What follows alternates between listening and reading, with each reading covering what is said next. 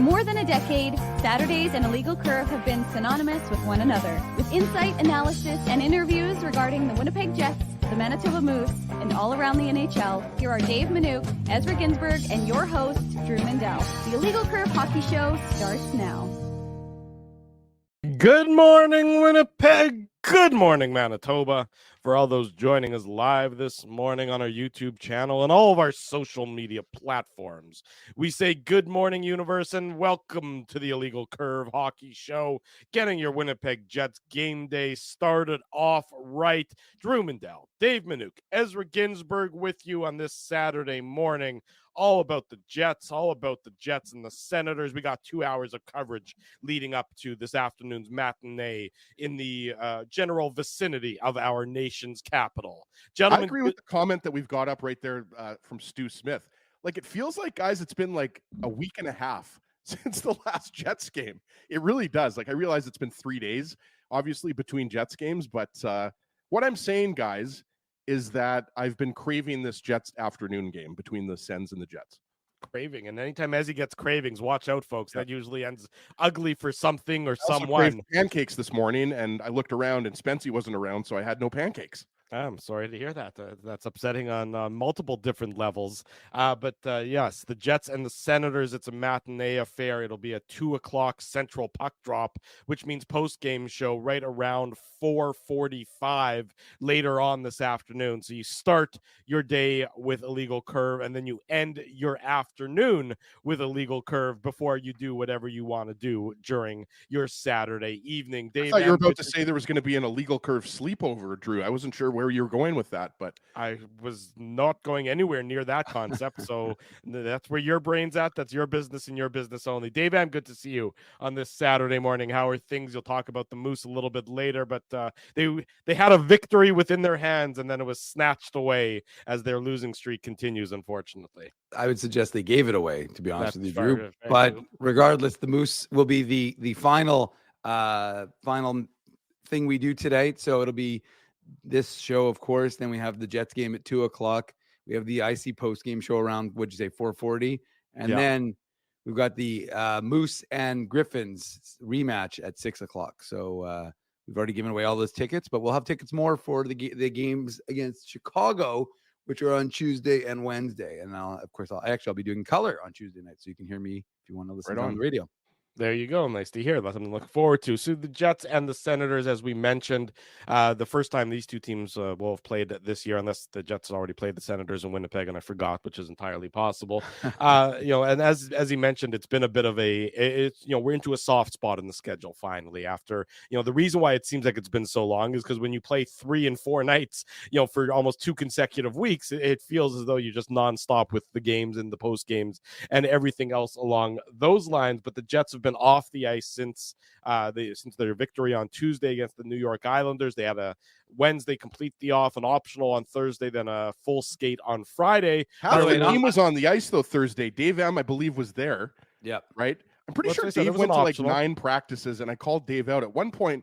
He was covering both practices with like images and video from both practices. I literally don't know how he does it, but I'm pretty sure, Dave, you attended like 5 or 6 practices this week. I did. And it was funny though, because I walked into the Hockey for All Center to cover the Moose on Thursday. Yeah. And their practice began, I don't remember the time. And it was funny because I saw a bunch of security guys there, and that I know obviously from being at the arena. And I said, "What are you guys doing here? It's Moose practice. You guys are never usually here for Moose." And then that's when I started to sniff. I got an inkling that the Jets might be around. So then I started to watch most Moose practice, and then I think it started at 10:30. And then I walked over to the other rink at the Hockey for All, and I noticed that the Jets had set up. So I was just curious because we weren't anticipating. They thought they'd be off for the 2 days. And yeah, like as he said, there were almost 10 Jets plus Jason Kasdorf, the practice goaltender, who, of course, as folks will remember, was a 2011 6th rounder, I believe, or 7th rounder. Yeah. But anyway. I actually remember. Sorry, I'm going to pull some. Oh, are you? Or if your mic dies, it doesn't pull anything. His mic seems to have died, so he'll figure it out sooner. There you go, Ezzy. Now you're good. Not sure what happened there, guys. But Remus and I was going to say, we're in St. Paul in 2011, and we actually talked to the Kasdorf family after he was drafted. I think it was the 6th round or the 7th round. I think so, yeah. It was a late round pick. Yeah. So obviously, nice to see him around the Jets organization as well. I just wanted to get that in there because it was pretty cool for him being a Manitoba kid and everything like that. No, for sure. And so he was out there, and he helps these teams whenever they need. Actually, it's funny. One day he actually was with the Moose as the practice goaltender, and then switched rinks and was actually the Jets practice goaltender. So he, like me, was a busy guy that day. And anyways, I'm just saying that it was just interesting because I wasn't anticipating that the Jets would be skating, and sure enough, there were 10 guys who were on the ice wanting to get their legs going. And it was funny. I imagine he would be the e-bug, by the way, for the Jets, right? I think so. Yeah, I believe so. But maybe not always, but generally, I think maybe usually. But I'm not entirely certain about that. It's either him or Drew. So yeah, that's right. Yeah. But what I was going to say though is that it was just funny though because then Rick Bowness yesterday when he spoke before they left for Ottawa was like, well, hey, yeah, actually the guys approached me and they wanted to, because I think he was almost felt like they had been dishonest because he said they were going to be off the ice for 2 days. And instead some of the guys hit the ice there was no media availability. So we didn't get a chance. I didn't get a chance since nobody else was there to speak to them. But we still, like I said, got an idea that they skated, and obviously they wanted to stay sharp and get the legs moving. So that's a good thing for the Jets. Yeah, and I know you shouldn't read too much into something like that, but I think it is a good sign just how dialed in this team is and continues to be as they reaffirm themselves as one of the top teams in the NHL and everything else. As we have these last 4 games really before the All-Star break starting this afternoon in Ottawa, then we know that they go to Boston on Monday and Toronto on Wednesday, and then back to Winnipeg on Saturday to wrap up the pre-All-Star break, pre-bye week schedule. This team continues to have that laser focus, and there was some talk yesterday when they met after practice about the second half slide last year, and we've all said that we don't foresee any vision of that slide. It just doesn't seem like it's in the cards for this team. Well, the Jets, Drew, weren't number 1 in the league when it comes to goals against, right? Right. So, I mean, right there, that's the huge difference. The special teams we've talked about, I mean, that's still an area of concern. A bit better, even though I'd say over the last few weeks it's been pretty good. But you're absolutely right. I mean, to compare this year's team, there's no Blake Wheeler and there's no Pierre-Luc Dubois, and the backup goaltending is Laurent Brossoit. Okay, as he's having some microphone troubles is what I'm finding out, is that he's cutting out. So as we'll let you deal with those mic troubles briefly here. Well, what I was going to say, Dave, is the conversation is ramping up regarding, of course, the trade deadline and additions to the team. And there was discussions yesterday about the ability or the difficulty in acclimatizing a player to the room. And the Jets really because there's always that debate. Do you want to ruin chemistry? Do you want to do anything to impact the chemistry of a team that's going so well? And then the Jets sort of poo-pooed that idea because of how strong this team is and in the dressing room so far this year, which I certainly, I took to mean like the players themselves. Yes, it's going to result in some lineup shuffling and lineup juggling, but the players themselves are interested in gearing up for a lengthy playoff run. That was my sort of read between the lines of all that noise from yesterday. Yeah, I think that's a fair way of looking at it. And Rick Bowness spoke about that specifically, asking about, new players being brought in and whether that could impact the chemistry of this group. And he said, look, this group is going to welcome anyone. So it's about those new players being adaptable and willing to jump on to the bandwagon and be part of this team and adapt and become, I guess what he was suggesting is that this is not a closed room. And for years, we've talked about the Moose as a open place where anybody could have a voice, whether you're a brand new guy or a 10-year vet. And I think now that's what we're seeing with this Jets club, is that is a place where young guys have a voice. The older guys have a voice. I mean, we know that Adam Lowry's a hell of a good leader, and he's going to be the kind of guy who's going to be inclusive and welcoming. And I think part of that, again, even though he was only sent to the Moose for 5 games, I think that idea that he knows what it's like to be sent down, so he can understand, he can empathize with guys who are on the bubble, like the Tornados and the Aclions and Fielbys, what they're dealing with, that idea of constantly worrying, like, am I doing enough to stay up?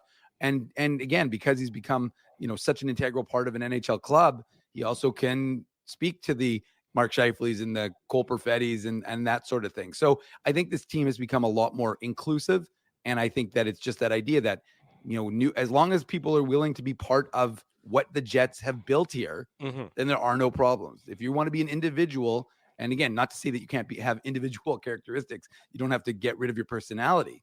Right. And, there was a good article yesterday, I think, in the Sun, as he talking about, personalities and Alex Iafallo and how he'll be willing to go and get in the Jeep and, go on a trail and go exploring by himself. He loves the outdoors, loves the Manitoba outdoors. I'm not sure if anybody can hear this right now. We can hear you. You're fine right now. We'll tell you if you're not. I'm not sure what was going on there because I'm checking my connections. I'm checking my volume.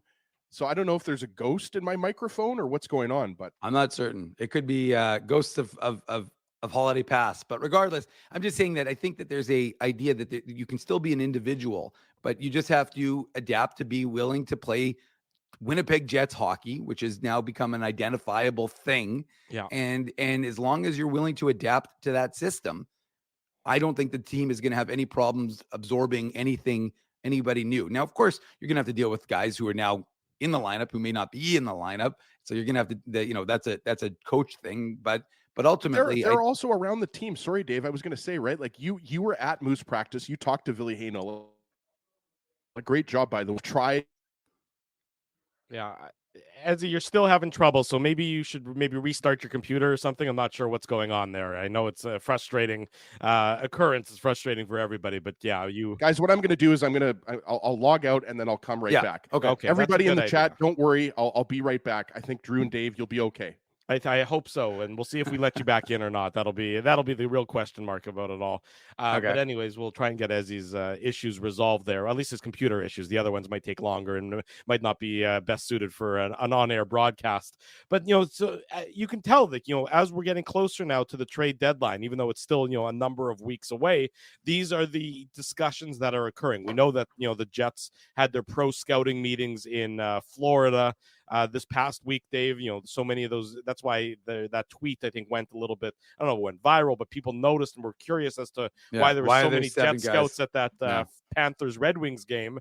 It's because the Jets were down there holding their meetings earlier this week. But, you're beginning now to sort of narrow down your focus on the targets. And the question is, of course, is it second line center? Is it a depth defenseman? Is it a forward that maybe can play on the wing as well? These are the names, the names, the Sean Monahans, the Adam Henriques, Chris Tanev, Elias Lindholm. These are the names they're at the forefront of the conversation.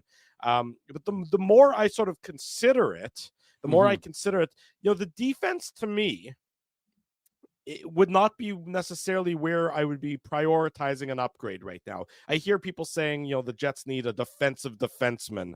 And I don't think that's really where my priority is. Their names are Dylan DeMello and Dylan. If Ezzy's talking, I can't hear him again, so I don't know. Ezzy, maybe just completely restart your computer altogether would be my advice at this point. There you go. But I don't know that unless you are. There needs to be a significant upgrade from my perspective based on just how good the defense has been playing.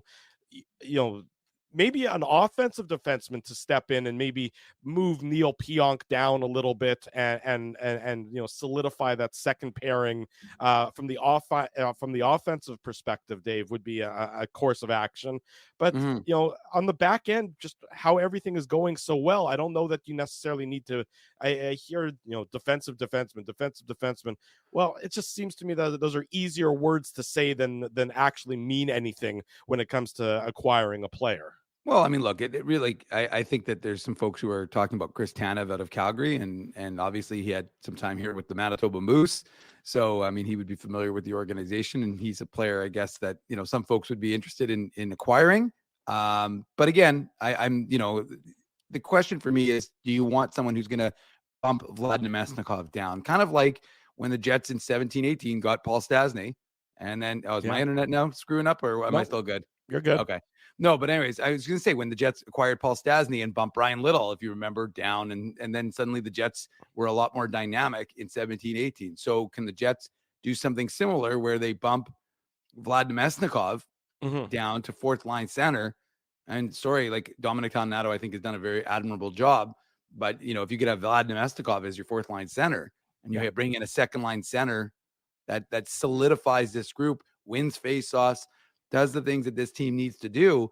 Right. I mean, that to me is where you're overall. Now, again, like I said, it's funny how the quote insiders were essentially parroting what Kevin Cheveldayoff said, and it was all breathless. It was like the Jets need. It was like, are we serious? Like, are we actually talking about something that's interesting? And again, oftentimes insiders are not telling someone who, and that qualifies as us here on the show. That qualifies the people who are watching the show, and generally Jets fans. It's more to advise the rest of the league, because when they speak, you're sitting there going, okay, but why is that insightful? And know it's not insightful because you pay attention to this stuff. So look, ultimately the Jets are, I would think is 2C is your upgrade.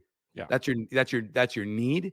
If you can augment the right side of your defense and bring someone in like a Chris Tanev type, doesn't have to be Chris Tanev specifically. And we don't know what Calgary's doing because they went on a bit of a run until they lost the Leafs.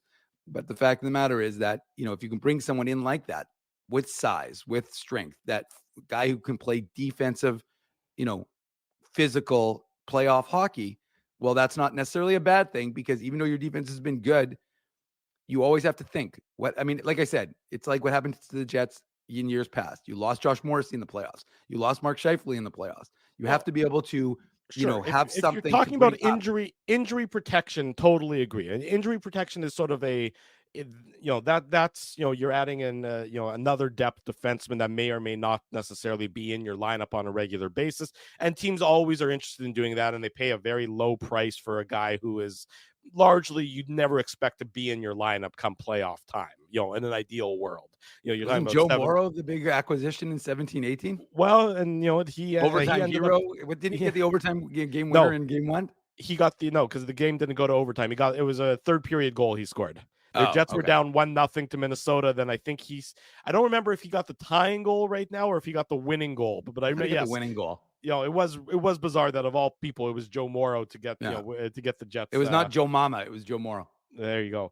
But again, I look at this Jets team and you can sort of see, you have an offensive defenseman with a defensive defenseman. So if you're upgrading on the defensive defenseman side, are you, is Chris Tanev, or if he's the name, and I'm just saying, is he that much of a name?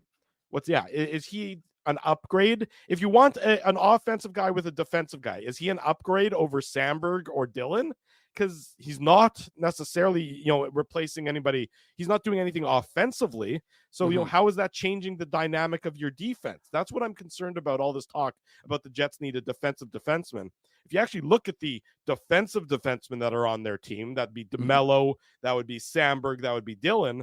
Those three guys have been performing pretty admirably. I don't know. Brendan Dillon's a pretty good he's a sniper scorer this year. Yeah. But, but if you're looking to maybe upgrade an offensive defenseman, in all due respect to Nate Schmidt, who I think is playing better hockey since he was sat down for those number of games, maybe all of a sudden you're getting somebody to be that second pairing offensive defenseman, and that maybe moves Pionk down a little bit so that his chaos isn't necessarily in a second line defense or in a second pairing role. It's more in a third pairing role, and that's how you're upgrading on the back end. I mean, yes, Sean Walker, certainly a name that has been talked about, and he's certainly more of an offensive-minded defenseman. He's a good skater. He's a good puck mover, and we know how much of an emphasis Rick Bowness has been placing on puck movement and offense from the defense, in the course of his 2 years here as Jets head coach. We welcome Ezzy back, and hopefully the microphone. Can you hear me, boys? We can hear you now. Yeah, so hopefully a computer restart helped. So, just on the topic, obviously, I wasn't listening to the last, 5 minutes or whatever. Sean Walker, the Flyers are second in the Metro. Yeah, exactly. Right. So, all this talk of guys like Travis Konecny, why would you make any moves right now? And you can make the same argument for the Jets, who have been on this incredible point streak that was only upset by the Philly Flyers, right? But, some of the names that Drew threw out recently, I think are absolutely in play. I'm not sure if you mentioned Brock Nelson. Brock Nelson is a guy, guys, to me, would be at the top of my list. I've kind of gotten a little off the Sean Monahan bandwagon. I mean, I think Monahan would be a good acquisition for the Jets. Entire career he's played for the Devils. But to me, Sean Monahan and Adam Henrique are in the second tier, whereas I have Brock Nelson in the top tier. And at the end of the day, guys, it all depends on what do the Jets have to give up. And again, I'm not sure if you guys were talking about Elias Lindholm, for example. Not yet. But if anybody thinks the Jets are going to get Elias Lindholm without giving up a first-round pick and a prospect, they're kidding themselves. But it's too big of a price. I mean, but that's what I'm saying, Drew. He's going to Colorado or I Denver. think Adam Henrique. or Boston. Adam Henrique, you can probably get for a second-round pick. Yeah, Sean Monahan, you could probably get for a second-round pick. Brock Nelson, I think you would have to give up a first-round pick and a prospect. And Brad Lambert, it's probably a guy like Chaz Lucius or maybe a Ville Heinola. I think Rutger McGroarty is an untouchable guy. I've said that before. I think Rutger McGroarty has such a high ceiling. You know, he could be a 60 to 80 point guy in the NHL and a future captain, possibly. For those who don't know, he just captained Team USA to the gold at the 2024 World Juniors in Sweden, right? So I'm just saying Brock Nelson is a guy, if he's available. Nelson's a guy that really intrigues me. As far as Chris Tanev, another guy, I think Toronto really is after him from reports that we've heard, right? I think there's probably going to be, Dave, a handful of teams that are going to be inquiring about Chris Tanev. But Calgary is also in a playoff race right now. Calgary is not out of it. But no, I mean, if they're being honest with themselves, they're not what they shouldn't be holding on to players that have True. But how much do they look like the Jets from last year, right? Where they're the top two players right now on the trade bait boards are both of theirs, and they're a team that looks like they could maybe sneak in and possibly be like an 8th seed in the playoffs. I'm not saying they're going to, but I'm just saying that they're like 3 points out of a wild card spot. Right, but then they're done in 5 games. So I mean, again, it's well, look, I if you're Calgary, would you rather make the playoffs or miss the playoffs? If you're the ownership, and if you're the players, you'd obviously rather make the playoffs. I mean, but all I'm saying is that I think the price tag for Elias Lindholm is going to be very high, and I think there's going to be a lot of teams. I'm just saying, this seems to happen often when the Jets are in first place in the division. Jets fans want all the top players on the trade bait board. It's just not going to happen. It's unrealistic. When has it ever happened? Except Paul Stastny was not that guy. Like, you know what I mean? Like, yeah. Look, I mean, I don't think it's a function of the Jets. I think most Jets, observers would agree that the price on Elias Lindholm is too high to pay. Given the options. And remember, when the Jets did acquire Paul Stastny, he came out of nowhere. No one had ever really bandied about his name, which, speaks to Kevin Cheveldayoff's ability to sort of, maybe fly a little bit under the radar and target players, Dave, that aren't necessarily at the forefront. Because I think that Elias Lindholm is probably a bit of a non-starter, at least given the price that Calgary would be asking for him. And I don't think the Jets should pay that either. No. I just don't think I think there's better options at a lower price than Elias Lindholm, Dave. No, I mean, I think you're absolutely right. And I think, again, like I said earlier, to me, he's a Boston or Colorado target, despite the fact that Colorado's pretending like, Gabe Landeskog is going to come back after not playing for 2 years. But I really do. Back. No. And so to me, it's more just, like, again, we don't see Kevin Cheveldayoff big game hunting. And that's not to say he can't get a good player, because Paul Stastny, as we've spoken about, and as everyone in 2017-18 remembers, he was a significant add at the trade deadline, and he was a significant piece in that Jets run. So that's, I suspect, where he's going to go again, and that's what he's going to do again, is try and go off the board, and not necessarily the Sean Monahans, but like you guys said, like maybe an Adam Henrique out of Anaheim.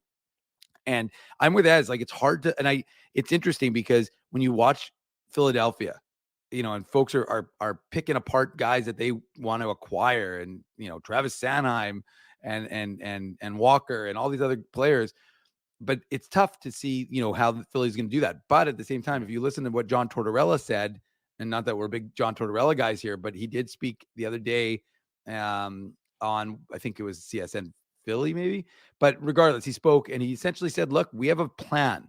So even though we're currently probably a little bit ahead of schedule, there's kind of like a long-term vision in Philly. And I wonder if there still will be pieces that are dealt, even though they are currently, as he says, a strong team right now and a playoff team. I do wonder if, because they're trying to execute the long-term vision, they're willing to trade some pieces. So look, I think that what we've seen from Kevin Cheveldayoff, again, I mean, would anybody in the chat, and we can get the chat involved here, would anybody in the chat, before we bring on Paulie Edmonds, be surprised if the Jets upgrade at 2C and augment their defense with a No. right shot defenseman? No, I mean, I don't think Here's a name. Your mic still cuts out, Ezzy. I don't know what's going on with the mic today, unfortunately, but yeah. Well, we're gonna do a little mic swap in the. You guys hear me now? Yeah, we can hear you but now. I'll tell you what. Why don't we do this? Paulie Edmonds is going to join us from Ottawa, where he's of course going to call today's Jets Senators game. So why don't we head to our first commercial break of the morning? Dave is going to be Mr. IT Fix It and see if we can try out something to do with Ezzy's mic, and we'll get back to talking about the Jets with Paul Edmonds in a couple minutes. It is the Illegal Curve Hockey Show. It's a Saturday morning. Drew Mindell, Dave Minuk, Ezra Ginsburg with you. We're live on our YouTube channel and all of our social media platforms. 9:30 in the morning. Welcome back to the Illegal Curve Hockey Show. Dave and Ezzy working on some technical difficulties, so you're stuck with me right now until we bring on our good friend Paul Edmonds coming up in a couple of moments time. Some Winnipeg Blue Bombers news on this Saturday morning. Just announced the Bombers have re-signed Drew Wolodarski to a 2-year contract. He was a pending unrestricted free agent, and of course now he is going to be a member of the Bombers for 2 more years. Canadian receiver Drew Wolodarski returning to the Bombers. With that brief interlude out of the way, we are pleased to welcome to the program the voice of the Winnipeg Jets on CJOB and Power 97, our good friend Paul Edmonds joins us. Paulie, now hang on. Is there actually things written on those pieces of paper, or is it just for optics? There used to be a saying about when you have that office environment to make sure that if you're walking around, you'll carry some papers around, right? Because it makes it look like you're working or doing something important. No, that was actually my format. I was just kind of putting my format back together and getting ready for the broadcast today at 2:00 Central, 3:00 Eastern, where I'm at. There you go, Paulie, joining us from the vicinity of our nation's capital. As I'm pretty sure if you look out your hotel room in Canada, you cannot see Parliament Hill. But nonetheless, the Jets and the Senators will do battle this afternoon on Hockey Day in Canada. So always a nice little salute to hockey in this country with today's broadcast there, Mr. Edmonds.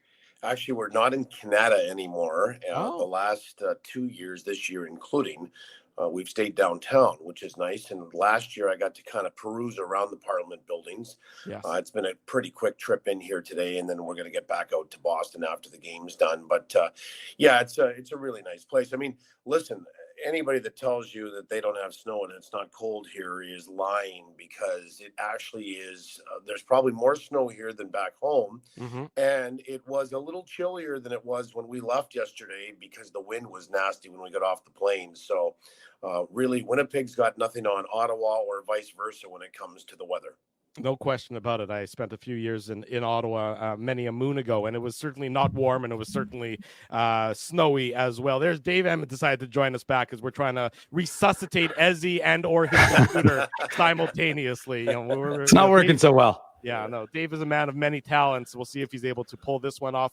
Paulie obviously brought you on. We haven't spoken to you really that much. I mean, off air, we of course chat. We haven't had you on the show. I talk to Paul almost every day. What are you talking about? That's what I said. Off air, on air, we haven't had the opportunity to chat with him. That at least in a couple of months' time. I think since the Fan Fest, you joined us at Fan Fest. So that was at the beginning. It's amazing where this team has gone in those 4 months since Fan Fest. Always optimism. Early in a year before the season starts, but now the results of that optimism paying off, and this team is now sky high towards the top of the NHL standings. Just being around the team night in and night out, Paulie, I mean, you just must feel the vibe and the belief that they have for one another as they've been embarking on this journey. And I think that extends to the fan base and then certainly broadcasters. You just get a feeling when you're watching this team all the time, and certainly this isn't a company line and it's just made up, but there's always a time where they've gotten behind by a goal and they get to the middle of the second period, they're still behind, and they're patient. They're playing their game. Mm-hmm. They've talked about that for the last couple of years to make sure that they're comfortable in an uncomfortable situation. But there's always been the belief now that has permeated through this room, and by extension, everybody that follows or watches this team, that they're not out of it. I mean, there's games where you used to feel a few years ago where they fell behind by a goal or two and it probably was going to be lights out. Not with this group. They seem to find a way to grind right through the 60 minutes, as cliche as that is. Their ability to play any way you want them to play, I think, is unique with this group as well. I mean, if you want to go up and down the ice and pass the baton and skate the 5x200, they can do that. Then try to outskill you. If you want to grind it out along the walls or in the corners, they can certainly play that game. They're tough. They're team tough. And then they've got the combination. If you want to do all of that in a game, in a 60-minute hockey game, they can do that. So, yeah, it's been interesting this year to follow this team. I like the way they're situated. I don't think it's any fluke that they're fighting for first place and 2 points back with a couple of games in hand on Vancouver, and Boston's right in there as well. And you're going to get to see them coming up on Monday. That should be an interesting game, not looking too far ahead, gentlemen, because I know Boston wasn't very happy about coming in before the holiday break and getting kind of curb stomped by the Jets in their last game before Christmas and the holidays. So there's probably are the Boston Bruins for some redemption and a little revenge when they get at home against Winnipeg. But this game here this afternoon is going to be important. I think one of the things that the Jets have done so well is not looking past an opponent where they are in the standings versus where the Jets are in the standings. And I think case in point, Drew, David, and I think as he's joined us now, is when you look back at that last California trip and the Jets were able to take care of their business against teams like Anaheim, San Jose, and then certainly Arizona, who's fallen below the playoff line as well. You know, Paul, one of the things that Rick Bowness was asked about yesterday was the idea of absorbing new players and how is the culture going to handle that? And can the chemistry be thrown off because, you know, they're adding something new to this mix? And I thought his answer was very interesting because he basically talked about that idea of, you know, how this team can absorb anyone. So what do you think about that, his response, but also just the general team's ability to be able to take a new player in or two if they are getting added by Kevin Cheveldayoff? Dave, I want to read you a couple of quotes that in the last couple of weeks that have come up from both Kevin Cheveldayoff and certainly from Rick Bowness yesterday. I mean, Kevin said not that long ago, you know, it's always about fit. If there's not a fit, you shouldn't do something, I think was his quote. Yesterday when they were talking about, you know, chasing success, you know, elite teams are driven by the room and not by the coach. And I'm not worried about the room accepting anybody. The issue would be the character we're bringing in, was the quote from Rick Bowness yesterday. So I think what that says is that both upper management and the coaching staff and the players to a degree are well situated mentally for understanding the type of player that needs to come in. Certainly, if you're going to make a move and divulge some assets to another organization to get a highly skilled player, it has to be the right fit for these guys, right? You don't want to upset what you've got in terms of the chemistry of what exists right now for the sake of trying to get this piece out there that you think is going to put you over the top. You know, sometimes maybe the best move is to not make a move at all. And I think that's what they're sort of saying here is, if it's a fit, we're going to do it. And we're going to certainly look at an area or two that we might need to upgrade. But if there's no fit there, we're quite prepared to go with what we have. Yeah, which I think speaks to the confidence that they have within the team and how they don't want to upset the apple cart. You know, that old expression. You know, in keeping a good thing rolling, given where the Jets currently reside in the standings and where the play has dictated that they should be. You know, throughout the course of the season. Paul Edmonds, Winnipeg Jets broadcaster for Power 97, CJOB, is our guest. He'll call the Jets and the Senators later on this afternoon. You know, Paul. It's sort of, you know, we've been watching this team for so many years now, and you know, all of us have in all of our various roles that we've held. But the current streak that they're on with the you know, I think it's now 33 straight games with 3 goals or less. You know, to me, I don't think that this is really getting spoken about enough. You know, throughout the league, and just how impressive this achievement is. This isn't just, you know. Human nature is that you're going to have a letdown where you might give up 2 goals and then a fluky third one gets in or something like that. To go the length of time that they've gone with not giving up basically anything more than 2 goals in regulation time, to me, is one of the more impressive team achievements of recent memory in the NHL.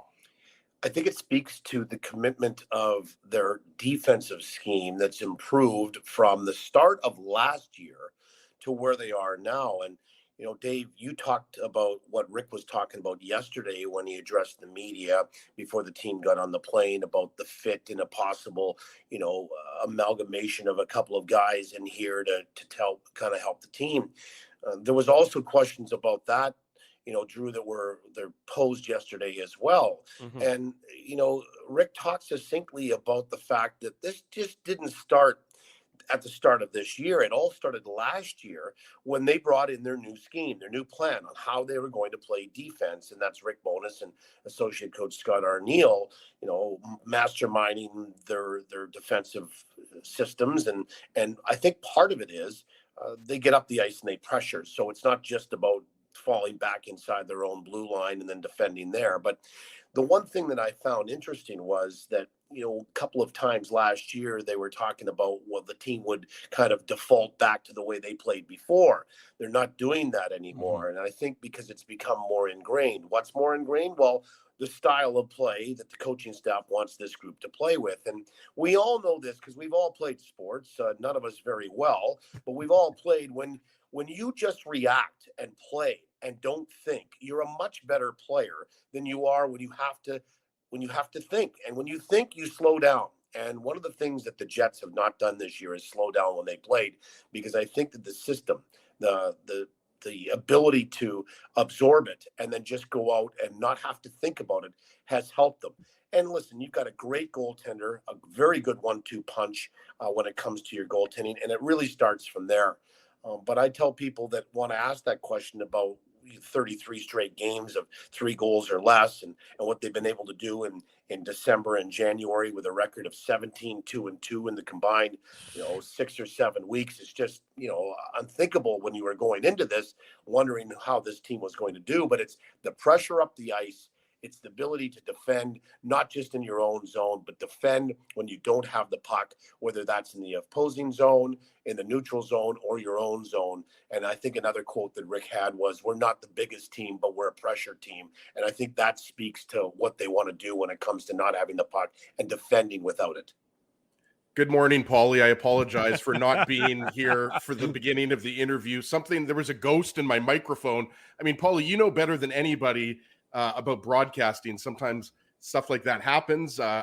We tried a second mic. Now I'm back to the original Yeti mic. So I hope I'm coming in clear here, and I hope I don't cut out.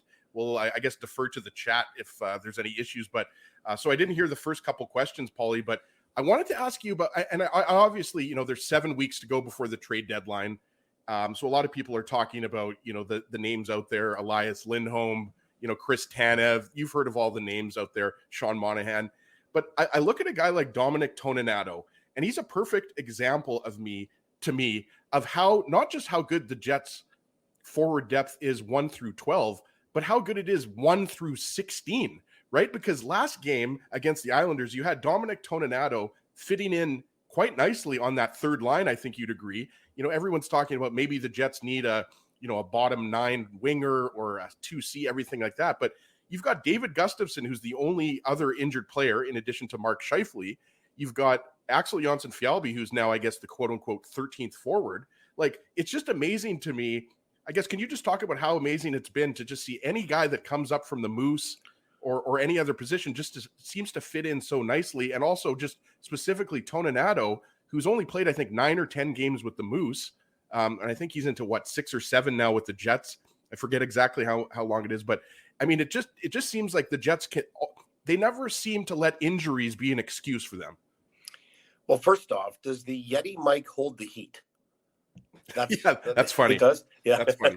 It does? Okay, good. My wife, Naomi, always gets these Yeti mugs, and then she ends up losing them a month later. I'm like, you're wasting $50, Naomi, but she continues to get them. So I have been thoroughly impressed with Dominic Toninato and his ability to jump back up again. You wondered, there was that year, it was during the taxi squad year, he came up and played 2 games during the COVID season, and the speed was what jumped out at me.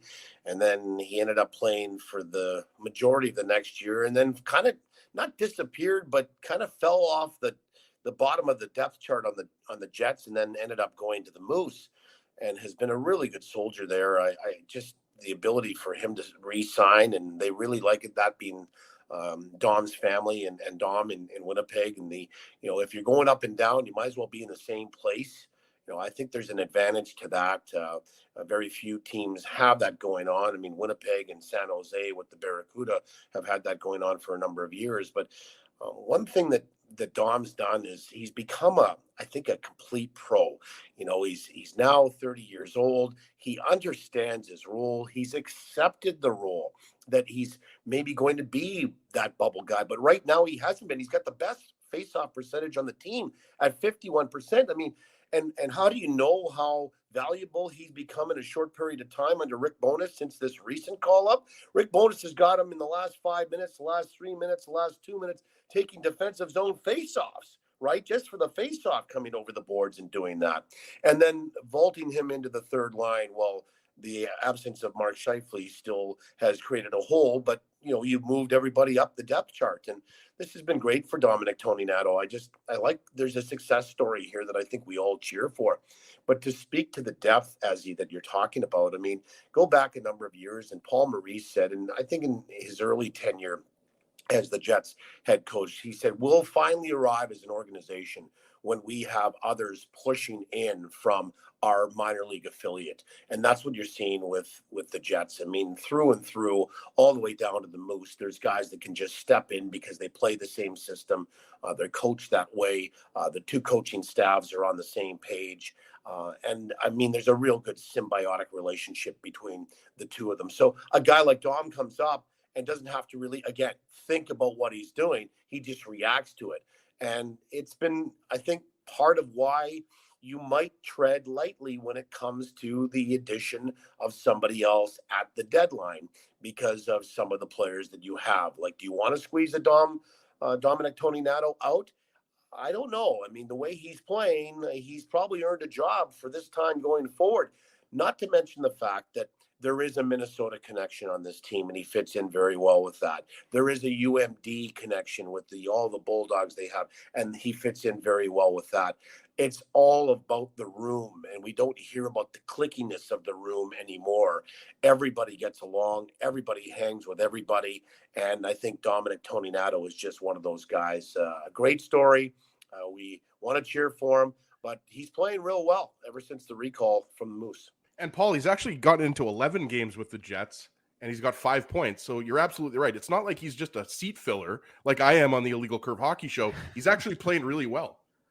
Well, he also hit a post in Chicago in his first game, right? Yeah. That was on the 27th. He got the recall and ended up playing. And, he's been around a few more times, guys, than just the 11 games.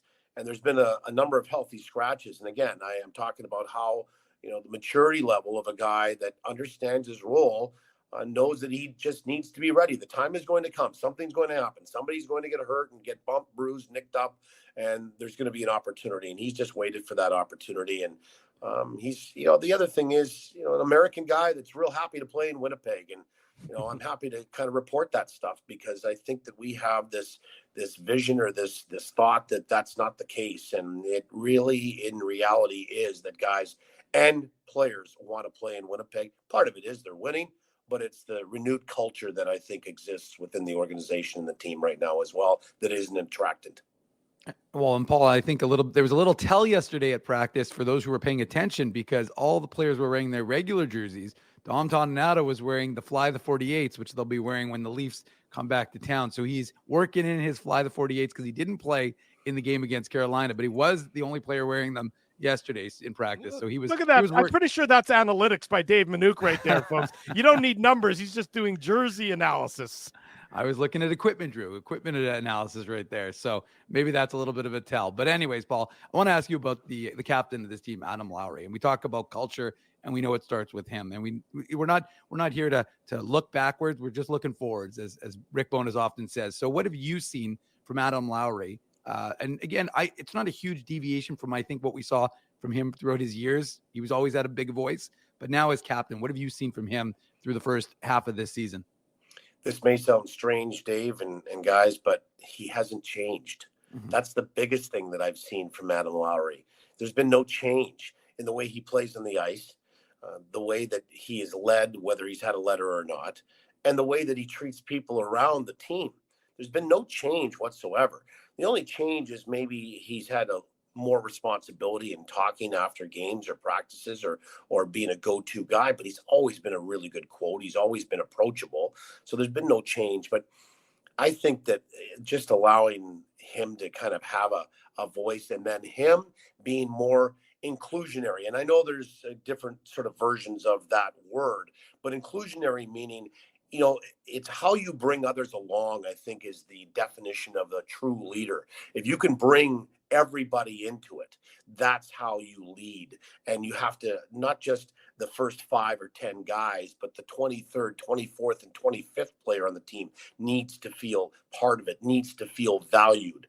And that inclusion, I think, is what Adam's been able to do this year as the captain, but not a lot of change in his demeanor, in his character, the way he plays. And that's the biggest telltale for me, that, he all of a sudden just didn't put the C on his lapel, and he had to feel like he had to change and be somebody that he wasn't. And he's just been everything for this team. I think he embodies what I was talking about in that sort of first answer that, as you missed, and I can kind of repeat it. And that it was genius. Yes, that's why. Thanks for again. My apologies, Paulie. I'm going to blame the technology. I'm going to blame the Shure mics. Just a quick shot to you. No, he embodies what the Winnipeg Jets are and how they play. Do you want to go up and down the ice and play that skilled game? He can do that because he can skate. Do you want to grind it out along the wall and in the corners and in the front of the net and get to the greasy areas like his line of Appleton and Niederreiter for the most part this year has been able to drive? They can do that. Do you want to play tough? Adam Lowry can do that as well. Hold my beer, guys. I'm going to take care of this, right? That's the kind of attitude that he's had. And he's fun at practice too. Like, there was a time where, not that long ago, they were having some 3-on-3 games and fooling around, and he scored a goal. And I think he turned around and chirped the other team, the other trio, and said, "See you at center ice, boys." And so that's the kind of thing that brings everybody in. But he is the exemplary example of what Winnipeg is this year. And they're led by a great guy who comes by it honestly. We always talk about his dad. I've had the opportunity to meet Elaine, his mom. And let me tell you, she had a big influence on Adam as well in a positive direction through all those years. When Jungle Dave was playing pro hockey, there was Elaine and 4 kids at home, and she's got her stamp all over Adam as well. Paul Edmonds, our guest Saturday morning. This is the Illegal Curve Hockey Show. Later on this afternoon, the Jets and the Ottawa Senators from the nation's capital, which means the post-game show right around 4:45 p.m. or so, thereabouts, a couple minutes on either side. Paulie, looking at today's game against the Senators, we know that it's been a very disappointing year in Ottawa. This is a team that was maybe a trendy playoff pick. Well, that certainly hasn't come to fruition and isn't going to come to fruition. But at the same time, it's not a team that is devoid of talent by any stretch of the imagination. You look at the top of their lineup, especially up front, they got some real interesting guys who know how to put the puck in the net. The names of Stützle and Giroux and Brady Tkachuk and Drake Batherson, those guys are putting up points. Today's game, when you're playing, if you're the Jets and you're playing against the Senators team that is pretty freewheeling, doesn't really have a solid structure in how they play, how sort of additionally important is it for the Jets to make sure that they are paying attention to their details in order to combat that sort of loosey-goosey style that the Senators like to employ? Well, I think that's even going to be more loosey-goosey, because not necessarily without structure, but they're playing that they don't have to worry about having that additional pressure, right? Right. So let me start with what you sort of mentioned in your preamble to the question, Drew, and that is, what a disappointment this year's been in Ottawa. I'm totally with you. I thought whether they were going to get into the playoffs or not, I thought they would be pushing all the way through till maybe the end of March, early April to kind of be in the fight. They're nowhere close. They're 19 points out of a playoff spot at this point. It's over. Like it's over for this year. And they've had all kinds of turmoil. Certainly the Shane Pinto thing, him holding out, and then the gambling issue, and he won't play today. He's serving the last game of a 41-game suspension, a half a season, and he will be able to play tomorrow against Philadelphia as Ottawa goes back to back. but that starts things, right? When you don't have all your ducks in a row and guys having some consternation with a contractor, and then you fire the GM, you fire the coach, you bring in a new host of people to be your administrative group. The team sells in the off season, and so it's just been kind of I don't want to call it a mess, but a lot of things and a lot of turmoil here, and just the disappointment on the ice. I mean, there's enough here that I think that you have to think that at some point they're going to get this turned around. You can't have Brady Tkachuk and Stützle and Shabbat and some of these defensemen that move the puck in the back end and some of the players that they have up front without thinking years ago to the Winnipeg Jets as a younger version when Nikolai Ehlers and Mark Scheifele and Kyle Connor and Josh Morrissey were finding their way into this league. Well, you never had a season like this, what's going on in Ottawa. But the Jets have done a very good job of taking care of their own business. And I think one of the motivating factors is, at least for today, is, you've got a lot of Ontario guys on this team. They're coming back home. I just think of Gabe Vilardi. He's got family in from Kingston. Dylan DeMello is from Ontario. He played here. Mark Scheifele is from Ontario. He won't play, but there is some connection to this province, and all eyes will be on this group. It's on nationally televised Hockey Day in Canada. And you're fighting for first place. If there wasn't any other motivation, you're fighting for first place. And that's a nice feather in your cap. So you need these 2 points. And as we talked about with that California trip recently, the Jets have done a very good job of not overlooking their opponent and making sure that they don't play down to anybody. Mm-hmm. And they've been very consistent in their own game. But I'm right with you. It's been a horrible year for the Ottawa Senators. And I think there was much bigger expectations than where they are currently sitting. And we should mention, Paulie, that the Senators actually score more goals than the Jets. They're 9th in the league at 3.4 goals a game. The Jets are at 3.33. So we're talking about the Jets are 12th, I believe. But I just wanted to throw that out there. I mean, I'm not sure how many people saw what Tim Stützle did against Montreal. The Sens won their last game 6-2. Feel free to use that on CJOB Power 97, by the way, Paulie. Well, I'll use this one. The Jets, okay, conversely, are the only team, the last man standing, if you will, that hasn't allowed triple digits in goals against. Yes. They're still at 99. That could change today. But it tells you about the commitment to defense and how stingy they are in giving up any goals against. So, well, Paulie, I'm pretty sure the Sharks gave up 99 goals in their first 4 games. So it's pretty incredible. And, I just wanted to stick with, obviously the Senators matchup tonight. And, Drew mentioned, some of the names, Drake Batherson, he's on pace for a career year. Obviously, we know Brady Tkachuk is an incredible player. I don't think Josh Norris is playing, Paulie. I think he's been skating, but correct me if I'm wrong, but I don't think Norris is playing tonight. But I wanted to ask you about Jacques Martin, because he's the winningest coach in Sens history. And the question I wanted to ask you is, are you surprised that there wasn't any kind of bump there? Because they've actually gone the other direction. They're in last place in the Eastern Conference. I think 4th last in the entire league.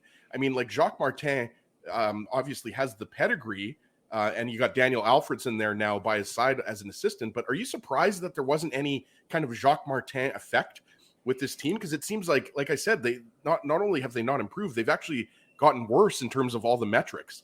Yeah, 71 years old and back coaching again. 10 years with the Sens, over 700 games coached with the Senators, and he's been around a long time. I think today is his 1,309th game in the National Hockey League. You always think when you make a coaching change that you're going to get that coach bump, right?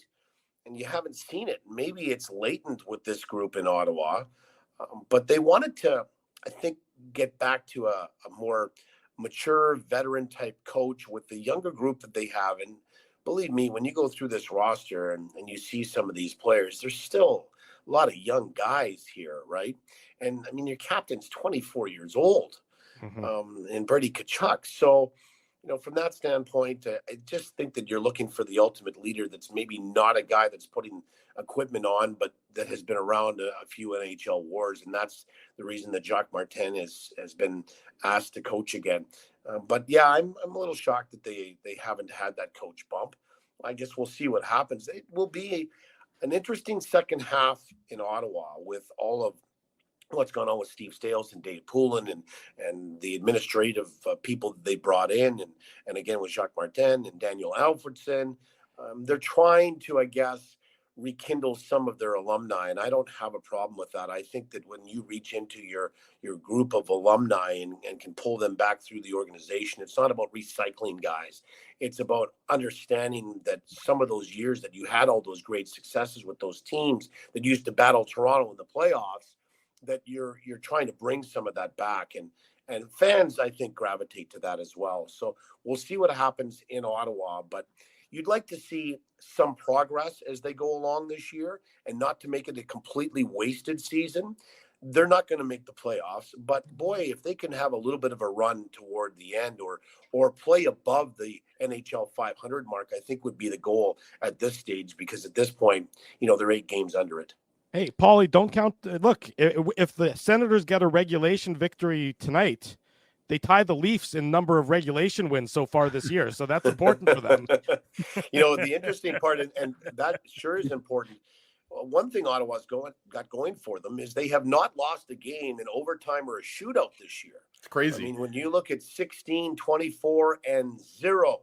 Yeah. So, I mean, if you're a betting person, and if you see this game getting into the later stages where it's tied, I want to see what Winnipeg does if we get into overtime. You heard it here first. 3-2 Jets in overtime, according to Paulie Edmonds. And that would be the first loss for the Ottawa Senators in that situation. So we'll see what happens. But yeah, in terms of Josh Norris, I know he's missed 4 games. I got a funny feeling he's going to play today. Interesting. Okay. He had an amazing year last year. And I'm pretty sure he missed like the first 3 or 4 games of the season, Paulie. So he's had his numbers are offensive numbers. You'd look at them and they would be off from last year, but he's a really good player. So 12 goals this year. I mean, missing 4 games. So we'll see what happens. I've always liked him. I always thought that he was a power play threat as well, and has been since he came into the league. So, another good piece that Ottawa has. Just have to keep the guy healthy. Paul, I got to ask you about Vlad Domestikov's comments yesterday, because I thought they were interesting when he was asked about, I think by Sean Reynolds, about whether he, embracing the idea of being a Stanley Cup contender. And he said, well, if we're not, what are we even doing here? If we're not challenging for the Stanley Cup, what are we even doing here? But I just like the attitude from Vlad Domestikov, and he's one of the best. We've had him on this show, and he's just a fantastic guy on and off when you're doing an interview or if you're just talking to him.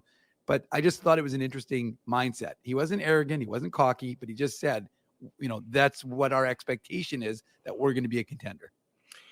Well, I think everybody talks about all 32 teams going into the start of the year in October, and that's the goal. But how many really believe it?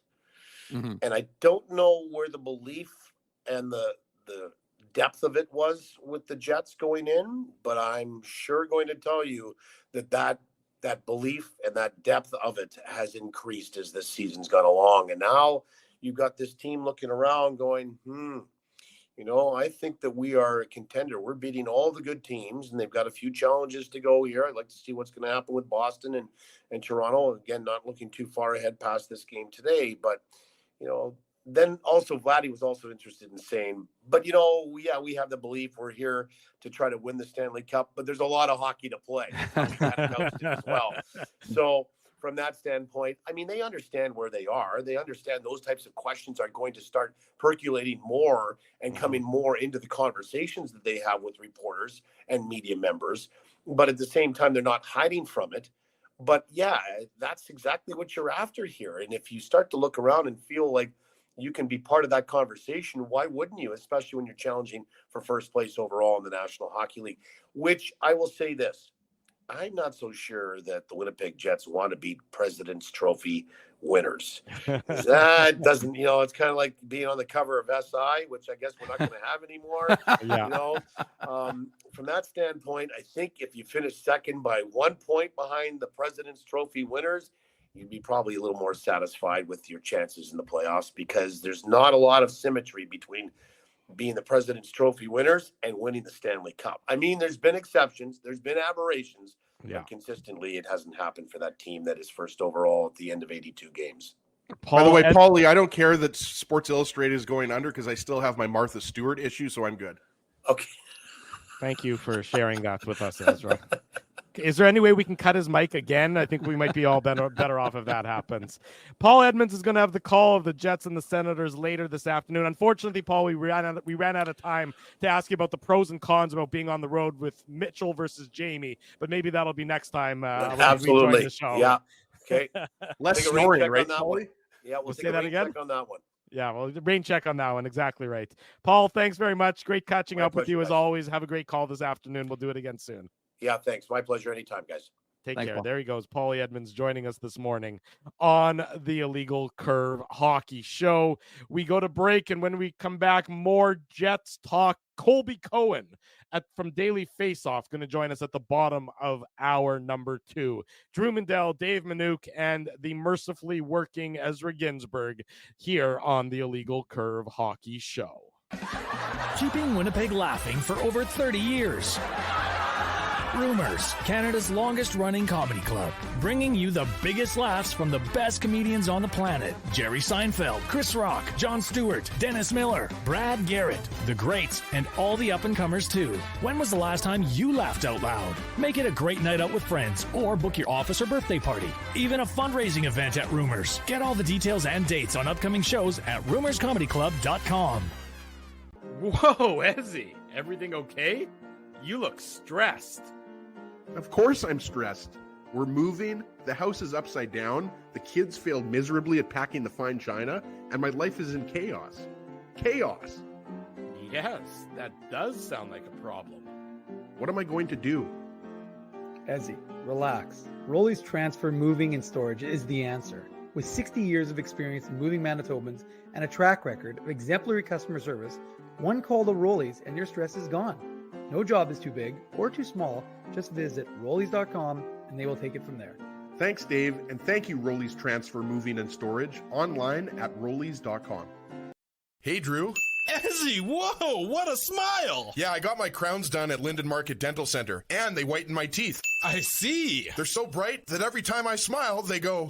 We have hockey tonight. Do you have a mouth guard to protect those pearly whites? I sure do.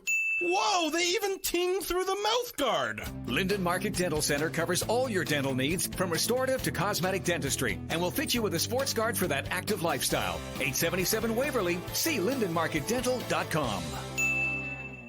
This January at Boston Pizza, every day is Pasta Tuesday. That means BP's famous pastas start at just $11.99 every single day. Create your own or go gourmet for just a few bucks more. Come on in for Pasta Tuesday pricing any day. Only this January at Boston Pizza. So you're a pizza person, you married a wing person, but somehow your kids are salad people. You can't pick your fam, but you can pick your BP meal deal. Starting from $18.99 for takeout or delivery at bostonpizza.com. We did it again! You're on fire, man. There's power in a handshake after a great game or great deal. It shows professionalism and respect. Two qualities Zappia Group Realty take pride in. You don't build a business where 95% of your clients are referred by others without honesty, integrity, and total dedication to client satisfaction. To sell your home for more in less time, shake hands with Frank and Mauro Zappia of Zappia Group Realty. Get started at zappiagroup.com. Hour number 2 of the Illegal Curve Hockey Show starts now, even though we're about 8 minutes past the start of the second hour. That's okay. Details. Here's a detail you want to keep track of. This coming Wednesday, January 24th, Illegal Curve live at Boston Pizza on Taylor Avenue. Come join us. Watch the Jets and the Toronto Maple Leafs, followed by a live edition of the Illegal Curve post-game show. Drink specials, food specials, prizes galore. I'll be there. Dave will be there. Ezzy will be there. It's the Illegal Curve live on location watch party this coming Wednesday for the Jets and the Leafs from the center of the universe, that being Toronto, Ontario. So we hope to see you there on Wednesday evening. But Winnipeg is the center of North America. Yeah, well, the geographic center of North America. Yes. Exactly. Technically Winnipeg. It's actually closer to Steinbach. It's halfway. There's a big sign. If you drive down Highway number 1 East, you can stop and stand underneath the sign if you so chose to do so. And if you did that today, you might freeze if you do so, but that's okay. That's your business and your business only. But it is always an entertaining contest when the Jets will head into Toronto to face the Leafs, just like it'll be an entertaining contest next Saturday when the Leafs will come to Winnipeg to face the Jets. I'm sure you guys saw the crowd in Edmonton earlier this week. Just as an aside, I think Drew, actually, sorry to interrupt, but just quickly, I think it actually made Winnipeg fans feel not so bad because they saw how invaded, I was going to call it Northlands Coliseum, but Rogers Center became over in Edmonton with so many Leafs fans. We know that Josh Mertens, shout out Josh Mertens, from Michigan, is flying to Winnipeg. He's coming with one of his buddies to come watch. He's an Illegal Curve follower, so we'll give him a shout out. I wonder if he knows Chuck Hellebuck, Dave. I don't know if he knows Chuck Hellebuck, but I know he's familiar with Wyatt Bongiovanni, and I believe his friend who's coming with him is connected to the Bongiovannis. So he will be in town next weekend. So shout out to Josh, who's making his first trip to Winnipeg. He DM'd me, said he's got his Adam Lowry jersey. He's ready to go. So if you see Josh and his buddy around, make sure you give him a nice Winnipeg welcome. That's great. Looking at congratulations to Josh getting here to watch. Josh brought his long underwear, boys. No, it's gonna be nice next week, Ezzy. It's +3. Oh, beautiful. We're bringing even the nice weather in. +3? Are you serious? Yeah. Nice. El Nino's back. Yeah, and actually, I saw him yesterday. He never went anywhere. I was going to say, amazing. He's playing third line wing for the Jets right now, or second line wing, depending on if you want to look at the ice time sort of concept. Anyways, let's focus a little bit more on this afternoon's contest between the Jets and the Ottawa Senators.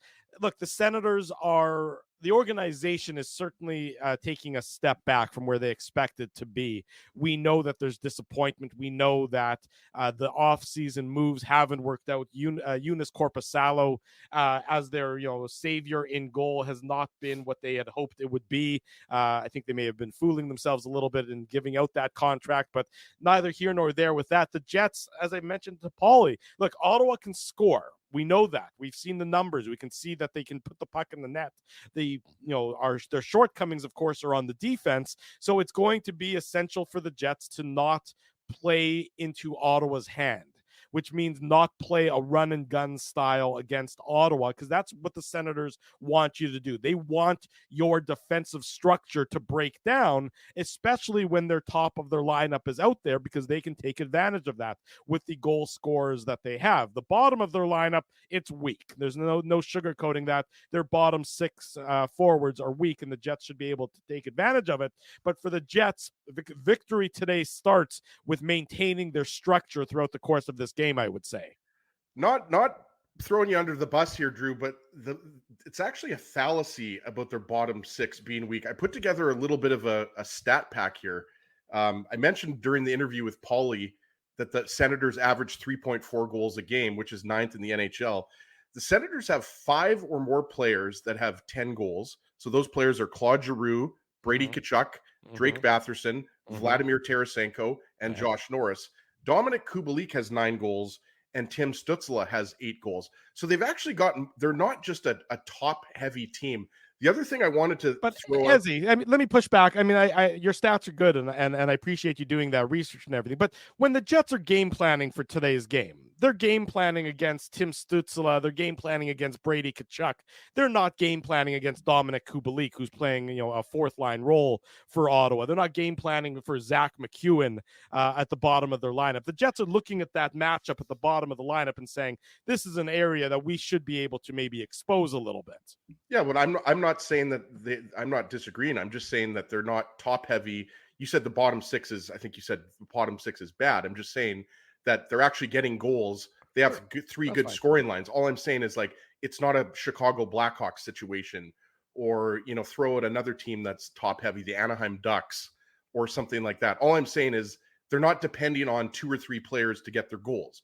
They're getting goals from a variety of sources. That's why they're going to soon have 7 guys that have 10 or more goals. And that's right up there, with some of the best teams in terms of having a bunch of good goal scorers, right? The other thing I wanted to mention too is the Ottawa Senators, as opposed to being a pretty good offensive team, they're one of the poorest defensive teams. They're actually, I think, 4th worst in the league, and their penalty kill is 30th. And the other thing with not only having a poor penalty kill is the Senators actually take, hold on, I think they're the most penalized team in the league. Hold on. Second most penalized team in the league. They average 12.5 penalties per game, whereas the Jets average 8.5 minutes. So they average six at least. 4 more minutes. Exactly. So all I wanted to bring up with that is that the Jets, if they do get a power play, and they'll probably get 3 or 4 based on this, they're facing one of the worst penalty kills in the league. The other thing, too, is that I thought was notable. Paulie mentioned the Senators haven't lost any games in overtime or in the shootout. The Senators actually have a winning record at home. So they're 12-11 at home. Yeah. They've actually only won 4 games on the road. So again, I think the Jets will win this afternoon. I'm not putting this all out there because I'm a Senators fan or a Senators defender. All I'm saying is lunch? Don't necessarily expect the Jets to win this game 7-1. And because I said that, they probably will win 7-1. But all I'm saying is the Ottawa Senators have a lot of goal-scoring threats beyond Brady Tkachuk and beyond Tim Stützle. Which and goes back they're actually a pretty decent team that obviously should be a lot higher in the standings. Nobody thought the Senators would be last in the East. Just nobody thought that was going to happen. People thought the Sens, might be competing for a wild card spot at this point in the season. So all I'm saying is the Jets, they'll probably get some power play goals today, and the Senators expect, different sources to get their goals.